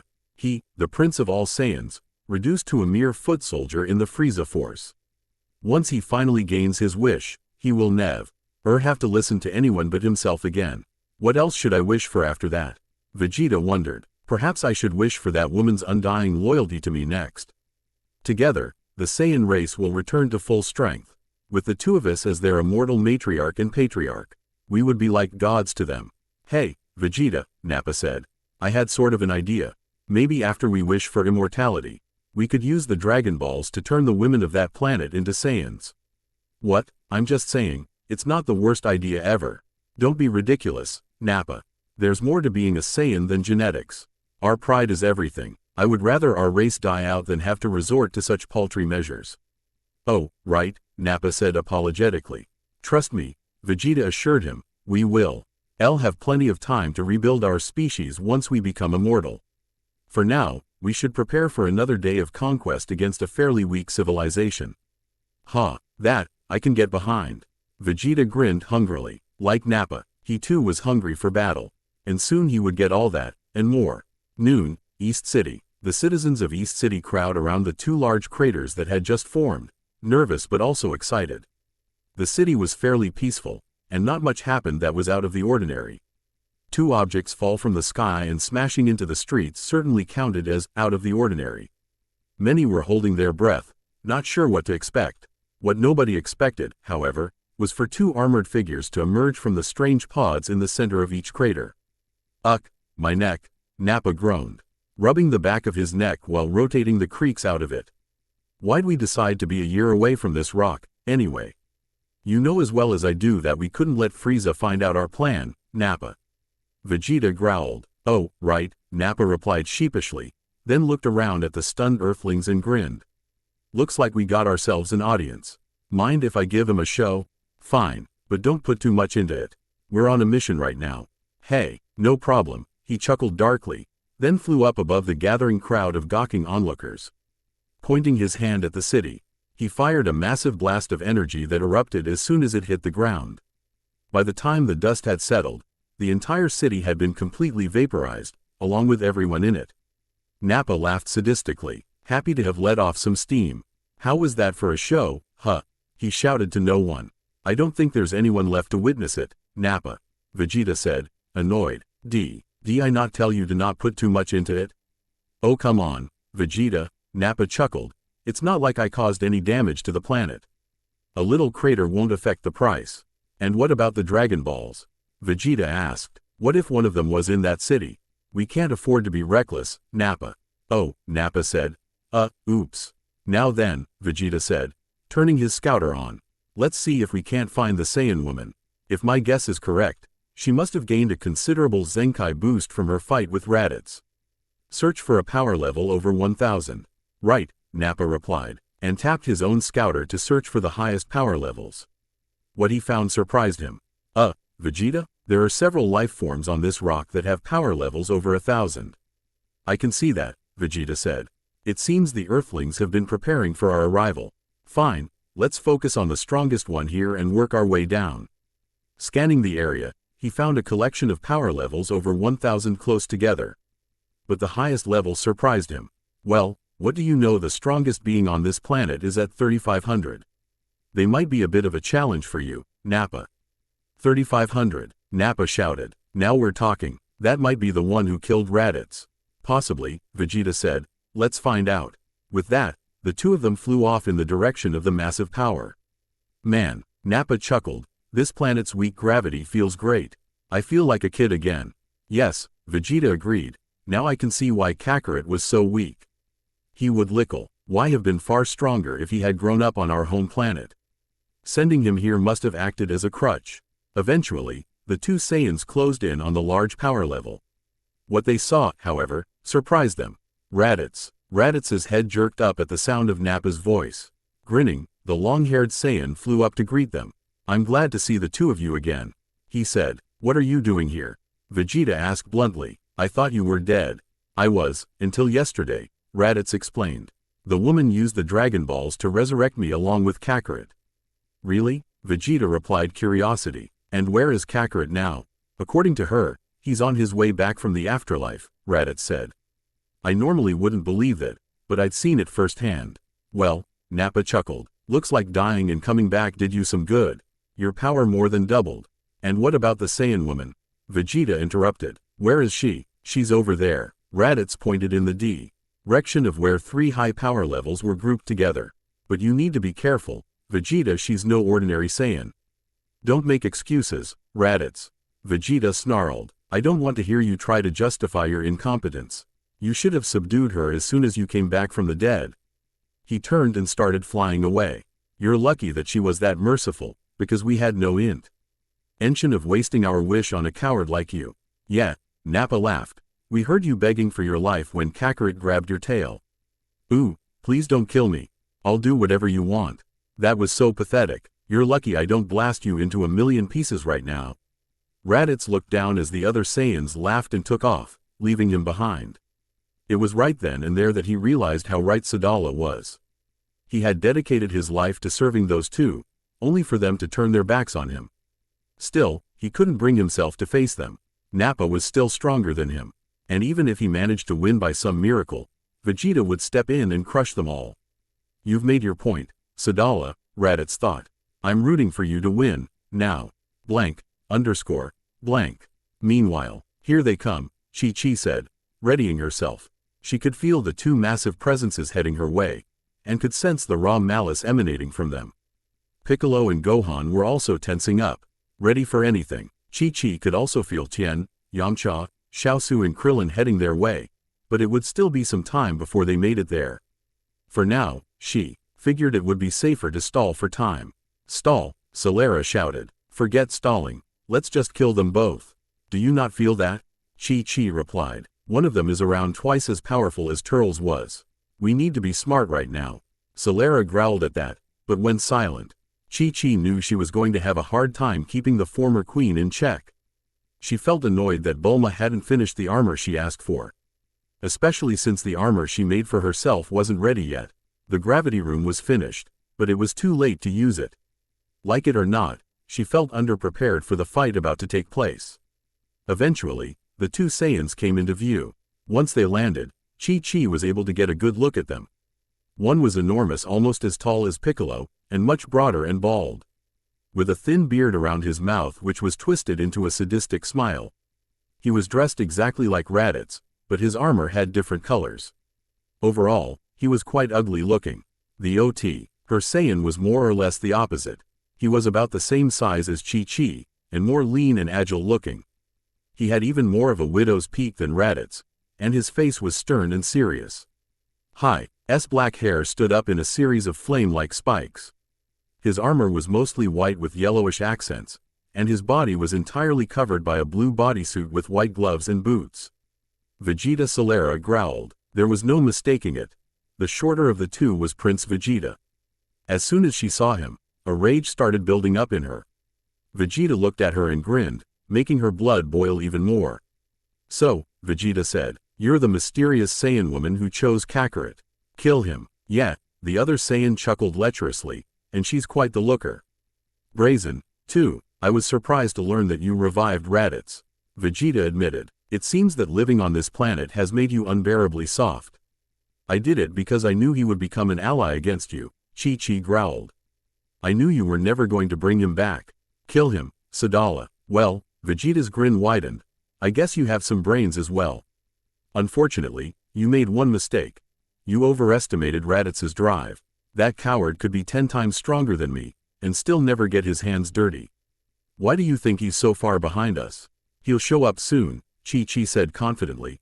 He just needs to see that there's a chance. The bald Saiyan laughed out loud. A chance, lady, your power level's barely over 2,000. The kid's barely more than that, and the Namekian isn't even at 3,000. The only way you have a chance is if you walk over here and pledge yourself to Vegeta. Not happening, Chi-Chi shouted angrily. Oh, a feisty one. Her power spiked a little. There. I think you might have to break her in first, Vegeta. Chi-Chi blinked, then forced herself to calm down. She had to keep her true power hidden to throw off the Saiyans. Celera's rage was throwing her off balance. I agree, Nappa, Vegeta replied, and I think I know where to start. How many of those Saibamen do we have left? Let's see. Nappa reached into his armor and pulled out a strange-looking vial. The vial had a green liquid in one side, and a collection of small orbs in the other. Nappa squinted at the side with the orbs. I'm counting 6, he said. Perfect, Vegeta replied. YD. Aren't we plant them to soften these 3 up? See if we can't convince them to tell us where the Dragon Balls are. You're too much, Vegeta, Nappa chuckled. You sure know how to have fun. Hold on, Piccolo said, catching the Saiyan's attention. You called me a Namekian. I've only heard that name from Raditz before. What are you talking about? Seriously? Vegeta said. Does everyone who comes to this planet get amnesia? Oh, never mind. You're going to die soon anyway, so I might as well humor you. The Namekians are beings from the planet Namek. Many of them are powerful warriors, but EU are sages capable of unique feats of magic. The rumors of the Dragon Balls started with Namek, and since you're here, that confirms those rumors. Chi-Chi looked at Piccolo, shocked. She should have. He figured out that he and Kami weren't from here, but she always assumed that they were demons. Judging by Piccolo's expression, even he didn't know. Well, Piccolo finally said, grinning, you might know more about me than I do. But I'm no sage, I am a warrior. Go on, Chi-Chi told Nappa. Let out those Sabermen. We'll crush them, then we'll take you on. Nappa laughed out loud. Oh man, now I'm starting to like you. He then squatted down and poked his finger into the hard earth 6 times, placing one of the orbs into each hole. After covering the holes up, he then dripped the liquid on top of where they were. He then stood back, and Nappa, Vegeta said, take off your scouter. We can't rely on them. Oh, right, Nappa said, taking the eyepiece off. Yeah, that's right, that's how that weak fool Raditz got tripped up. Vegeta also removed his, and Chi-Chi quickly realized that while they can't sense her ki, they had enough fighting experience to not need to. All thoughts on that vanished, however, when the places where Nappa planted the orbs began to open up. 6 small, green creatures with red eyes emerged from the ground and snarled. Chi-Chi could tell that each of them were about as strong as Raditz was when he first came to Earth. They wouldn't be much of a problem individually, but if they rushed her, they might be more of a threat. Gohan, keep your eyes open, she said. Okay, Gohan replied, and got into his fighting stance. Piccolo did as well, but all Chi-Chi did was put one foot in front of the other. The Saibamen all charged, snarling madly. 3 of them came directly for Chi-Chi, but she simply avoided their attacks. It was harder for her without using her tail to balance since she wrapped it around her waist, but she managed. It wasn't too hard to keep up with the creatures, even with their superior numbers. Eventually, The Saiyaman facing off against Gohan broke away and tried to attack Chi-Chi from behind. Sensing it approach her, she decided to use her tail to knock it away. Unwrapping her tail from around her waist, she swung it at the Saiyaman's head. The creature ducked out of the way of the furry appendage, and raised its head to attack. Her only to get hit as her tail swung all the way around, fully unwrapping. The force of the impact sent it flying away, and she focused back on the others when she heard a gasp from Nappa. "Vegeta," he shouted, "look at her tail." Vegeta had already seen it, and his face had turned white. The Saiyaman seemed to have noticed their master's shock, because they immediately jumped back away from the group. Chi-Chi grinned, and turned to look at the Saiyans. "So, you finally noticed? You can't be." Vegeta was at a loss for words for the first time in his life. "Sadala?" "Yes," Sadala nodded. "It took some time, but the fight with Raditz was able to speed things up a bit. I'm still not all the way me, but I am Sadala. And it's time you paid for what your ancestor did to me." Vegeta growled angrily. "Why here?" he thought desperately. "Why now? The legend said that she would return during our darkest hour, and this is the dawn of our greatest moment." Taking a deep breath, he steadied his nerves and looked the only thing he ever feared dead in the eyes. "Even if you are the queen of the ancients, you still won't be able to stop me. I am the most powerful Saiyan to ever live, and I will make sure you never taste victory against me." "I don't have to taste victory," Sadala said, stepping forward. "I just have to make you taste your own blood." "Yo," a familiar voice made Chi-Chi look up. Squinting against the sun, she saw Yamcha descending from the sky, followed by Tien, Xiaosu and Krillin. "It's about time you guys got here," Chi-Chi shouted. "What took you so long? Did you stop for lunch or something?" "Sorry about that," Yamcha said. "I was showering when they showed up." "Right," Chi-Chi said, then turned to the others. "And what about you?" "We were further away than we should have been," Tien admitted. "Sorry, what about you guys?" Krillin asked. "Did you hold up well enough?" "So far," Piccolo said, "but the Saiyans haven't even started fighting yet." "Yeah, they planted these things in the ground and those green creeps popped out and started attacking us," Gohan added. "So I guess we've got to fight these little green men first, huh?" Krillin guessed. "Looks that way," Tien agreed. "Chi-Chi, why don't you step back for a bit? We'll handle these creeps. You save your energy for the big cheese." Chi-Chi thought for a bit, then nodded and jumped up onto one of the rock formations. Squatting down like a monkey, she had a perfect view of the fight about to happen. "What are you doing?" Celera shouted angrily. "He's right there. Stop dawdling and kill him." "With Nappa and those little monsters backing him up?" Chi-Chi asked. "That's a terrible idea. Let's wait until the others beat the green creeps. Then we can go after Vegeta while Nappa's occupied." "No, I've waited for 200 years to get my hands on Vegeta. I'm done waiting." "Calm down, Celera." But Chi-Chi found her body starting to move on its own. Her hand stretched out and pointed at Vegeta, but she grabbed it with her other hand and wrestled herself back into control. "You'll get your chance. You just have to wait a little longer." "No, they'll be in danger. I don't care. Listen to me," Chi-Chi screamed in her own head. Slowly but surely, she regained control of her body. "We either do this my way, or not at all. This is my body, and I won't let you hijack it." RRRRRRRRRGH fine. Celera's control faded, and Chi-Chi gasped and relaxed. This was the first time in a while that she had to struggle against her. She hoped that she could stay in control long enough to beat Vegeta, or things could get fairly ugly. For now though, she just rested and watched the fights to come. Tien had already demolished one of the Saiyaman, and now Yamcha was stepping up to the plate. Blank. Yamcha steadied his breathing as one of the Saiyaman stepped up, snarling viciously at him. He already saw Tien wreck his, so he wasn't too worried. He could tell that these creeps were instinctual fighters that lacked any technique, and they weren't even as strong as he was. He was feeling confident. A second passed. 2, 3. Then the two fighters practically vanished, moving faster than the normal human eye could see. The two were everywhere at once, punching, kicking and throwing each other around.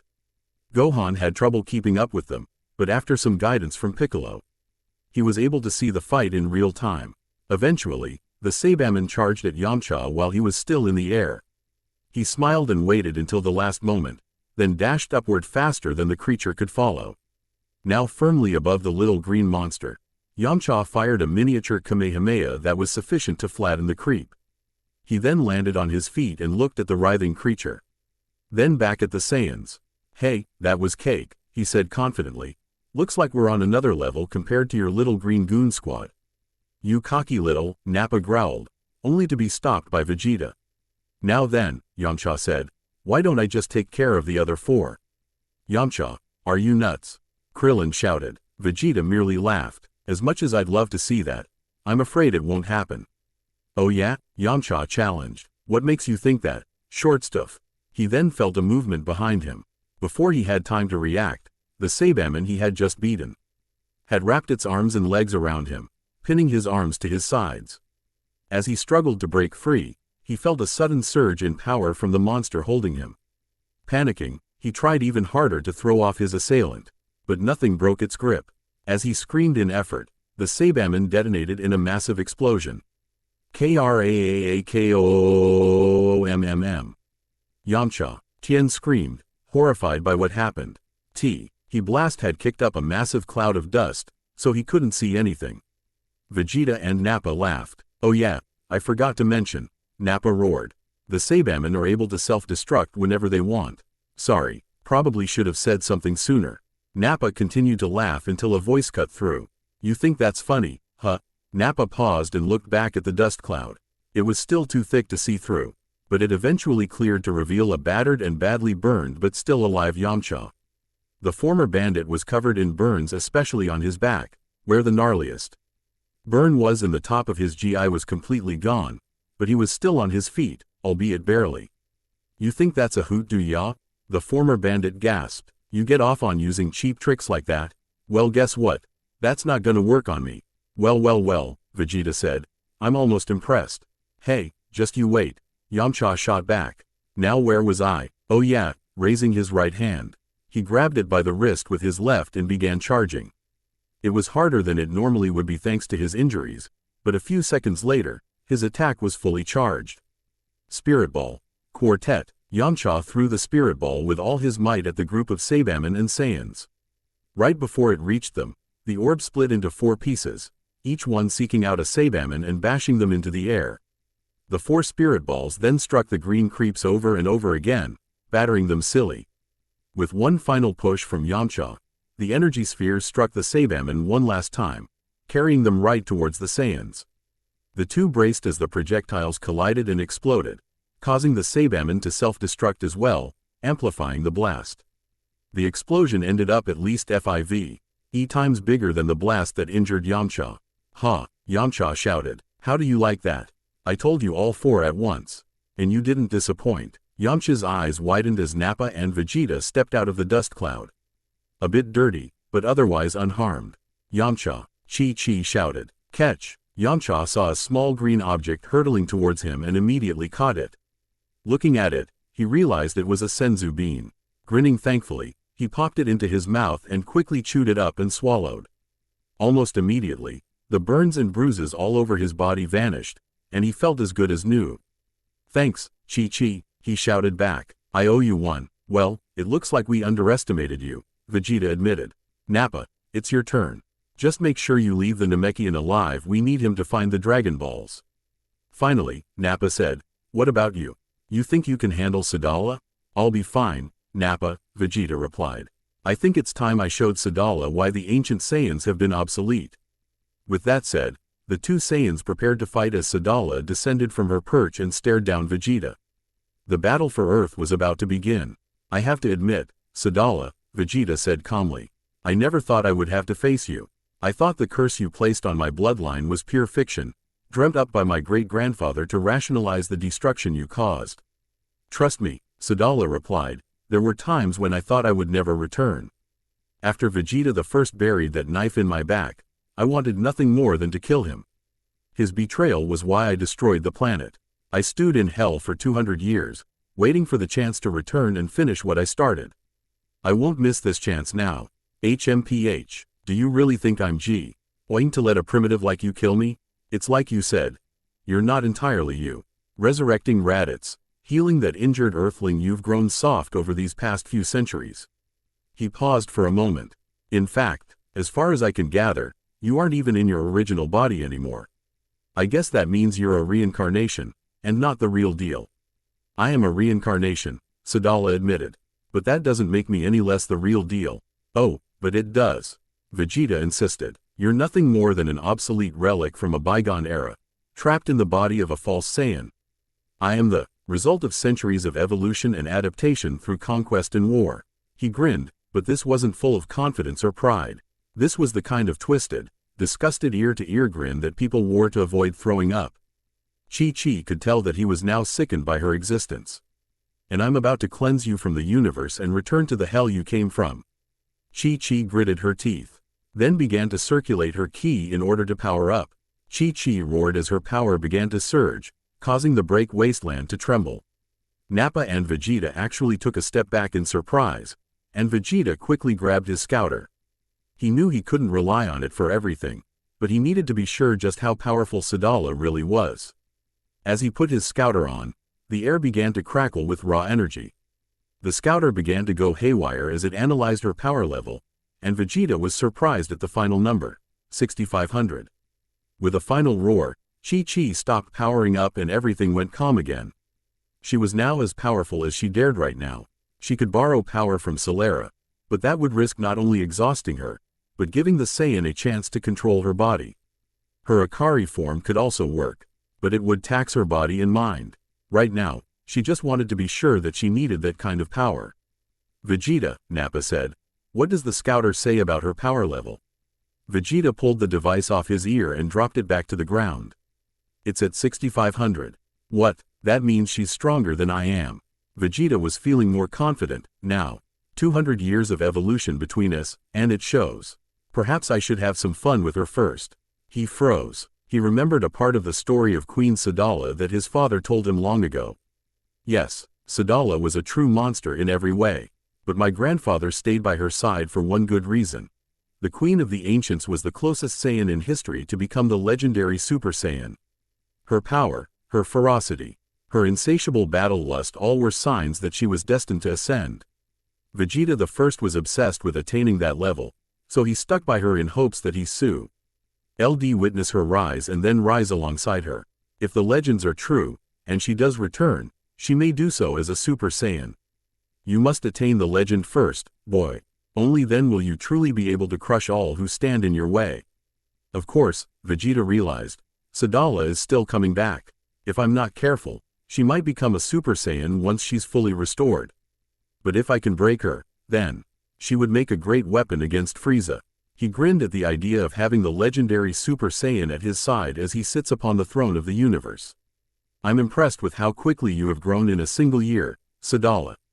He said, but you are still at a mere third of my power. If you fight me now, you will certainly perish. Tell me this, are you truly willing to waste away for Annette? Her 200 years in pursuit of this futile attempt at revenge? There are other ways for you to vent your fury and sat your bloodlust. Sure, Sadala scoffed, and you can just lie down and die right now. Vegeta chuckled darkly. He may have been wrong about her softness. I have a proposition for you and Kakarot when he arrives, if you contain yourself long enough to hear it. And if I don't want to, then Nappa and I will tear you and your allies to ribbons before Kakarot can return, then kill him when he falls into despair. If you agree to wait, then we will give him 3 hours to arrive. Sadala growled angrily at Vegeta. She wanted him dead more than anything, but this could buy Goku enough time to get back from Otherworld. She didn't have to agree to his terms, or even listen to them. But any time at all would be enough. No, Solera screamed in her head. Kill him now. Chi-Chi involuntarily took a step forward, and held a hand to her head as she tried to maintain control of her body. Vegeta noticed this, and discerned that Sadala was fighting against someone else. While he didn't know who was currently in control, he knew a way of finding out. Earthwoman, he shouted. Sadala immediately faced him, and that told the Saiyan Prince all he needed to know. Tell me, which one of you did Kakarot pledge himself to? Huh? Chi-Chi looked confused at the question. What's it matter to you? It matters. Now out with it. Did Kakarot pledge himself to the Earthling or the Saiyan? Chi-Chi steadied her breathing as Solera reluctantly retreated again. She knew it was best just to play ball for now. I was an Earthling when I married Goku. I didn't become a Saiyan until a month or two after my son was born. Really? Vegeta looked down at Gohan with unusual interest. That means the brat is only half Saiyan? Chi-Chi nodded. That might explain the odd surge of power when he attacked Raditz. Hey, Vegeta, Nappa chimed in, if these hybrids are so strong, why don't we just make a few of our own? We could rebuild the Saiyan race, more powerful than ever. Don't be disgusting, Nappa, Vegeta snapped, repulsed. Our heritage means more than our survival. I'd rather we go extinct than sully our blood with that of weaklings like those on this rock. We'd be more than happy to oblige on the former, Piccolo snarled, getting ready to fight. I'm getting bored, Vegeta, Nappa complained. Why don't we just have our fun with them, then take care of Kakarot when he shows up? Last chance, Sadala, Vegeta warned. Will you behave long enough for Kakarot to make his way here? Or do I have to show him your broken body when he arrives? Chi-Chi opened her mouth to answer, then cried out as a sudden throb of pain surged through her head. She struggled, then smiled, but this wasn't the kind of smile that she was known for. This was a bloodthirsty, ear-to-ear grin that was more common with the one she shared a head with. The only thing Kakarot's goin' to see is your still-beating heart ripped out of your chest. Vegeta blinked, then grinned. I assume you're the real Sadala? That's right, Vegeta, she said loudly. The voice was still Chi-Chi's, but the other Z-fighters, minus Piccolo and Gohan, recognized the tone and words of Queen Sadala. 2 centuries, 2 long centuries of waiting and burning in the pits of hell, and you really think that I would abandon it all to a sniveling excuse for a prince? Vegeta's eye twitched at the insult. Watch your tongue, primitive, he growled. I don't take kindly to those who insult my pride. KH ha ha ha ha ha ha. Pride? What pride? You're nothing more than hired muscle. Or worse, slaves. Don't think I didn't find out about this Frieza character. If your pride allows you to serve under another, then you can bet your tail that I'm going to insult it. I have no respect for you or your bloodline. You are born from a line of deceivers and backstabbers. You have no pride to speak of, and you never did. You insolent little cavewoman, Vegeta roared. How dare you? I follow no one, I serve no one, and I will not be lectured by an obsolete primitive on the workings of pride. Mom? Queen Sadala looked over at Gohan, whose eyes were filled with a mixture of confusion, worry and fear.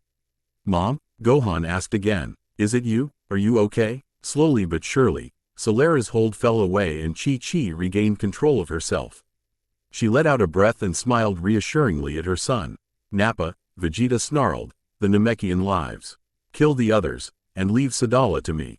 Nappa laughed out loud. Now that's more like it. Well, Krillin said nervously, so much for buying Goku some time. Focus, Krillin, Tien replied. We can handle this. Chi-Chi prepared to fight, then paused when she felt something. Blank.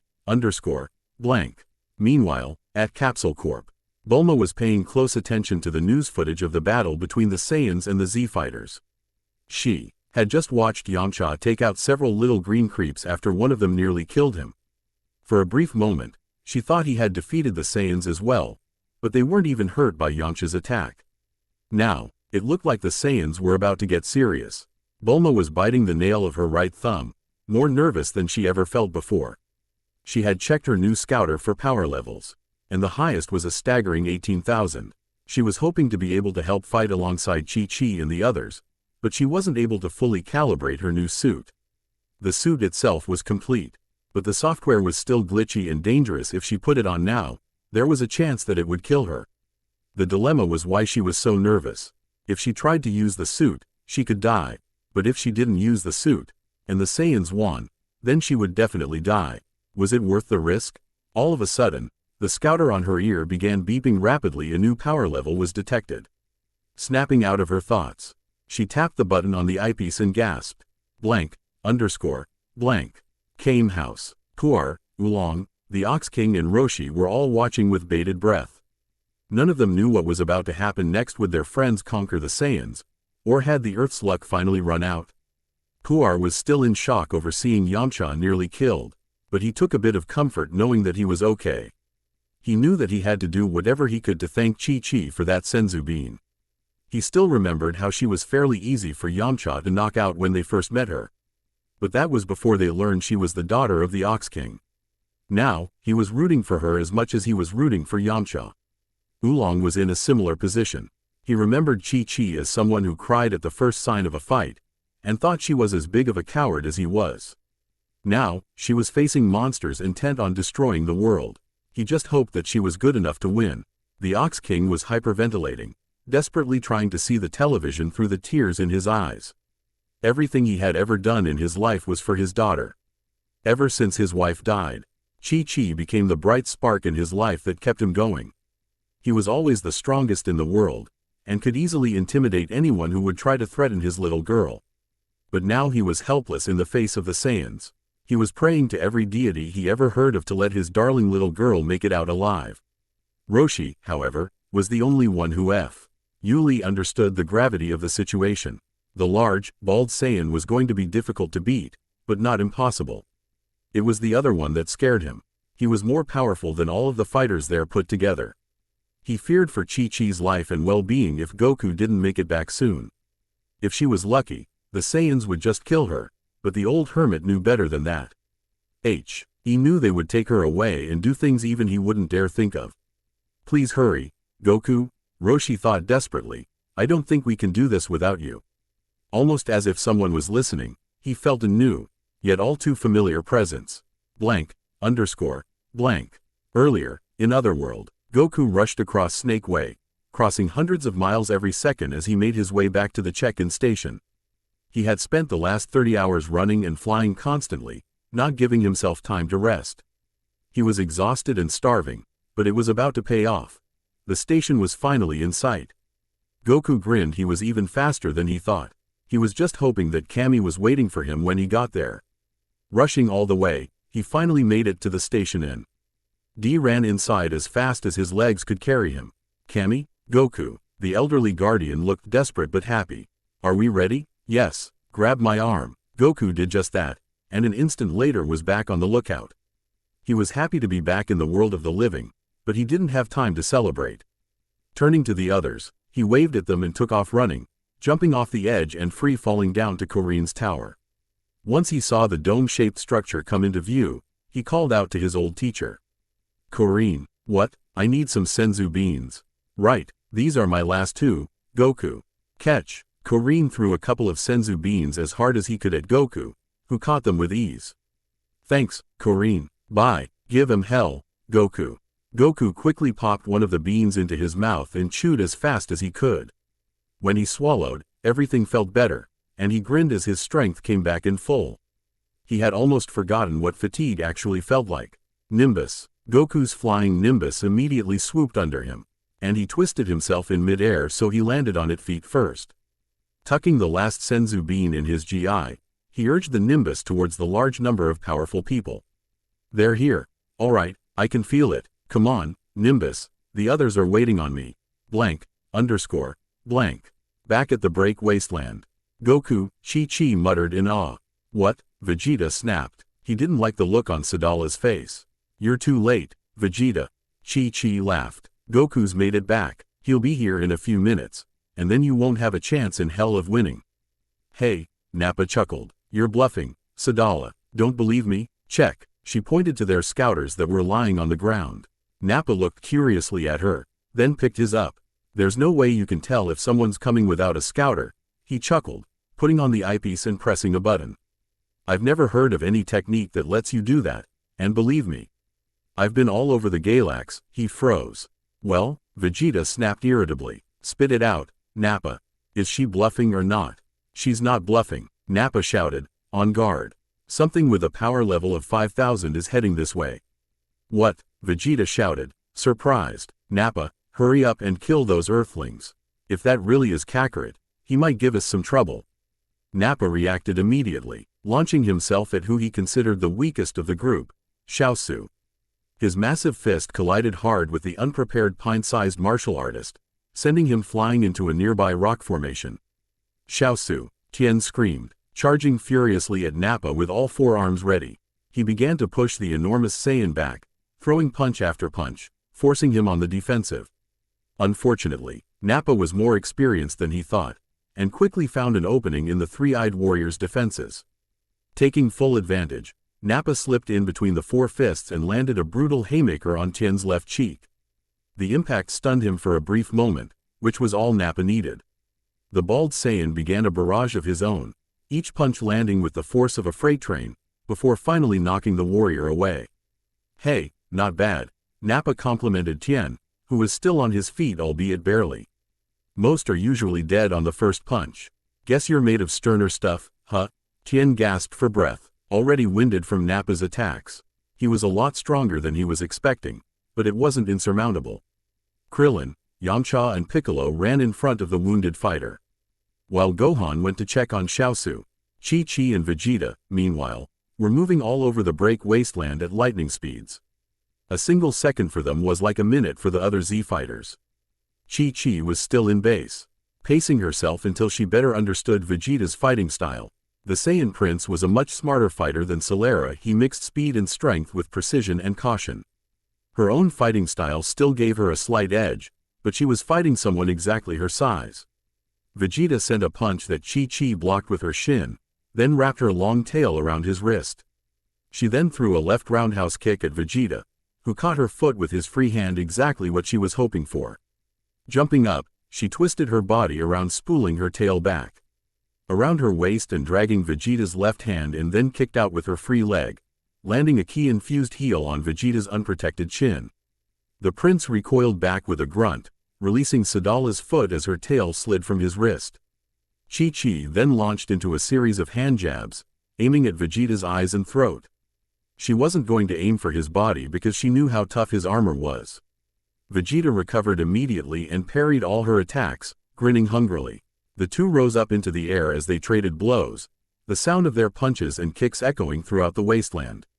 After a few more seconds, Chi-Chi flew back to get some distance between them, then reached deep into herself. "Celera, I need your strength." The surge of power she felt was all the answer she got, but it was enough. Vegeta was surging towards her, and when he reached her, he threw an almost casual punch. Sadala looked up and caught his fist with no effort, surprising the prince. "You're going to have to do better than that if you want to beat me, Vegeta." She then kicked him away and began landing blow after blow on Vegeta's body. Each kick sent him flying across the wasteland, and she gave him no time to recover. Using Celera's power didn't affect her body as badly as her Akari form, but it still drained her stamina more quickly, so she wanted to beat him before she ran out of steam. Vegeta, however, managed to recover from the barrage of kicks and retaliated with a blast of purple energy. Sadala was forced to put her arms in front to block the attack, which hit like a shot from a cannon, halting her momentum. Once the smoke cleared, she looked up to see Vegeta hovering right in front of her, smiling viciously. "I'll admit," he said, "you're stronger than I gave you credit for. I should know better than to underestimate the Queen of the Ancients. But I wonder, how long can your weak earthling body hold out against the might of a pure-blooded Saiyan?" "Long enough," Sadala replied, "because unlike you, I don't just fight. I spent the last year training my body and mind for this battle, and I can do more now than I ever thought possible. I won't lose again, especially not to you." Vegeta scoffed. The invincible Queen Sadala, undefeated in the Grand Crucible, and the first Saiyan to destroy an entire planet training? Honestly, could you disgrace yourself anymore? Queen Sadala's smile returned. "I'm not the descendant of a backstabbing scumbag." Vegeta's face blanched at the insult. "You dare? I dare. Your great-grandfather knew he couldn't kill me one-on-one, so he buried one of Ginseng's knives into my back. He thought he could take the throne without challenging me properly, and now you are going to die for his cowardice." Silence. Vegeta charged forward, blinded by rage, and threw a massive punch directly at Sadala's skull. He had heard enough of the primitive's insults. Now he was going to crush her body, mind and spirit. Blank. Yamcha was having a difficult time with Nappa. The Saibamen were a decent warm-up, but the bald Saiyan was far too strong for him to fight alone. Krillin and Piccolo attempted to help, but Nappa wouldn't let them get close enough. The former bandit was covered in bruises and had at least 2 broken ribs, but he didn't dare ask Chi-Chi for another senzu bean, not because she would say no, but because she wouldn't hesitate to give it to him, even though she only had one left. For now, he needed to weather the punches until Goku got there. Nappa continued to land punch after punch on Yamcha's body and head, taking his time. This one was almost as tough as the last one he pummeled. His knuckles were actually starting to feel sore, and he loved it. He loved everything about this battle: the guts of the fighters, the tricks they had, and the fact that they were strong enough to make him break a sweat. This was what he lived for. Come on, Nappa roared. Don't clock out on me now. Things are just starting to get good. Quote, that's enough. Nappa heard a familiar voice, and turned to see a large fist slam into his face. The impact sent him flying back several yards, and when he recovered, he saw someone he didn't expect. Well, Nappa chuckled. Look who finally grew a pair. The Z fighters all turned to see a very shocking sight. Standing between Nappa and Yamcha, long hair flowing in the wind, was Raditz. I don't care how much stronger than me you are anymore, Nappa, Raditz growled. I'm going to make you pay for everything you did to me. Nappa grinned hungrily. He was excited to finish off this disgrace of a Saiyan once and for all. All of you, stay back, Raditz growled at the Z fighters. He's mine. Alright, Raditz, I'm game. Let's go. Frieza Planet 79. The primary hub of the infamous Frieza Force was a fairly beautiful planet, with tall cliffs and deep canyons littering the surface. Many cities and spaceports dotted the planet, and they were often bustling with activity. Most of the Frieza Force remained on this planet when off-duty, but the inhabitants were never completely at ease. They would watch what they say and mind their manners, out of both respect and fear of the being who occupied the throne room of the enormous palace dominating the planet. Within the palace, the most elite of warriors celebrated victories and jeered at the defeated, proud of their status and prestige. Of course, even they tried to avoid being too loud too close to the throne of their emperor, the most powerful being in the galaxy. Frieza tapped the console of his mobile throne, listening in on the battle happening on the backwater planet of Earth. He found it odd that Vegeta chose to head to such a place, so he decided to keep an eye on them. He heard from the scouters, transmitters, however, ended up catching him off guard. You can't be Sadala? The disbelief and slight hint of fear was clearly recognizable through the slight garbling of the transmission. And it immediately got the Emperor's attention. What do we have here? Vegeta openly showing fear of someone other than myself? And of another monkey, no less. Freeze. Put a hand up to his chin as he pondered what Saiyan could make Vegeta afraid. Sadala, he drawled. Why does that name sound so familiar?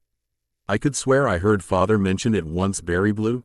The small, aged woman named Berry Blue approached Frieza's side without a hint of hesitation. The blue-skinned being had served as the Emperor's caretaker for as long as he could remember, and as a result, she felt no fear towards him.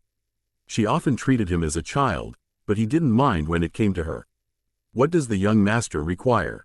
Berry Blue asked gently. You were there when Father W. Old boast of his accomplishments to grandfather, yes? Frieza asked rhetorically. He knew she was there. She never left his side when he was young. Tell me, do you recall him mentioning the name Sadala? Berry Blue scratched her chin, deep in thought. I do remember him mention that name once. Something about succeeding where your ancestor Chilled had failed. He claimed that he took the Saiyans into servitude with ease, while Chilled failed to defeat the Saiyan Queen Sadala. A monkey defeated my ancestor? Ooh-ho-ho-ho-ho. That's preposterous. Not so fast, young master, Berry Blue gently chastised. While you and your father are truly one of a kind and unstoppable, you must remember that Chilled was not blessed with your irresistible power. Need I remind you of your brother, who was similarly unfortunate? No, Frieza waved the notion away, clearly uninterested in Cooler's plight. Well, this is certainly interesting. Do we still have records of ancient Saiyan legends, or are those destroyed along with the planet? Why? Berry Blue asked, intrigued. Surely the mighty Lord Frieza doesn't fear a mere name, do you? Don't be ridiculous, Frieza snapped. I simply prefer to know everything that goes on with these monkeys. One can never be too careful. Very well, Berry Blue relented. I believe the records are still preserved. Give me a few minutes. Moving to the main computer, she began searching for any legends of a Saiyan named Sadala. She hummed. It seems that Sadala was the name of the original Saiyan home world, as well as the monarchs who ruled it. Here we are. The most recent mention of a female Saiyan named Sadala was the legend of the Queen of the Ancients. She apparently lived more than 200 years ago, which fits in with the time Chilled was in power. Most of it is hogwash, fictionalized beyond the realm of believability. Frieza laughed at that. Yes, those monkeys do love their myths and legends, don't they? But if only most of it is fiction, then there are things that are within the realm of plausibility? Oh yes, young master. For example, it says that she was the last ancient Saiyan, characterized by her long, black tail. It also says that Vegeta the First was not only her viceroy, but a part of her harem as well. Spare me the details of her monkey business. Anything else of interest? Only that Vegeta the First was the one to kill her. Some more hogwash about a curse, and oh, Frieza leaned forward. What is it? I'm not sure you want to know. What? Spit it out, already. Well, Berry Blue said hesitantly. It says that Queen Sadala was believed to be one step away from being a Super Saiyan. What? Frieza stood up from his throne, furious. But not at her. No, his fury was directed at the universe itself for attempting to unseat him in such a way. The Super Saiyan was the one thing he feared most, the only being that could possibly defeat him. The mere possibility of one AP pairing was enough for the Emperor to obliterate the Saiyans. He sacrificed his greatest source of warriors to ensure his reign, and now it was beginning to feel as if his precautions were in vain. Of course, Berry Blue said quickly. So much of this legend is ridiculous that this might just be another myth added onto it. Myth or no, I don't believe in taking chances where the Super Saiyan is concerned. If her return is possible, then so is her ascension. And if the universe saw fit to bring her back, then I must take extra precautions to ensure my reign endures. Maybe yes, Vegeta went to that planet for these Dragon Balls. Correct? If Ki is to be believed, then yes. Berry Blue replied. I've heard rumors of such artifacts existing on other worlds where Namekians live. Earth is rather far away, and Cereal is in Heater territory, so that leaves Namek itself. I beg your pardon, young master. What exactly do you have planned? My actions have failed to prevent the arrival of a potential Super Saiyan, Frieza growled. Because it seems that the universe itself wishes to usurp my place on the throne of the universe. However, even the legendary Super Saiyan would be helpless in the face of an immortal. A hungry grin grew on his face. With the gift of eternal life, he could ensure his empire lasts forever. Tapping a few buttons on the console of his throne, he spoke into the microphone. Zarbon, Dodoria, have the Frieza Force prepare a mothership for launch, and set the destination for Namek. At once, Lord Frieza, Zarbon's sultry voice replied. And what of Vegeta, sire? Berry Blue asked. Frieza scoffed. If this Sadala monkey is as dangerous as the legend says, then this will be the last we'll hear of him. If by some miracle he does return, then keep him here until I arrive from my conquest of Namek. Quote. And with that, Frieza left the throne room to oversee the preparations. This was meant to be his greatest achievement, after all, and he wanted it to be perfect. The end. Thanks for watching.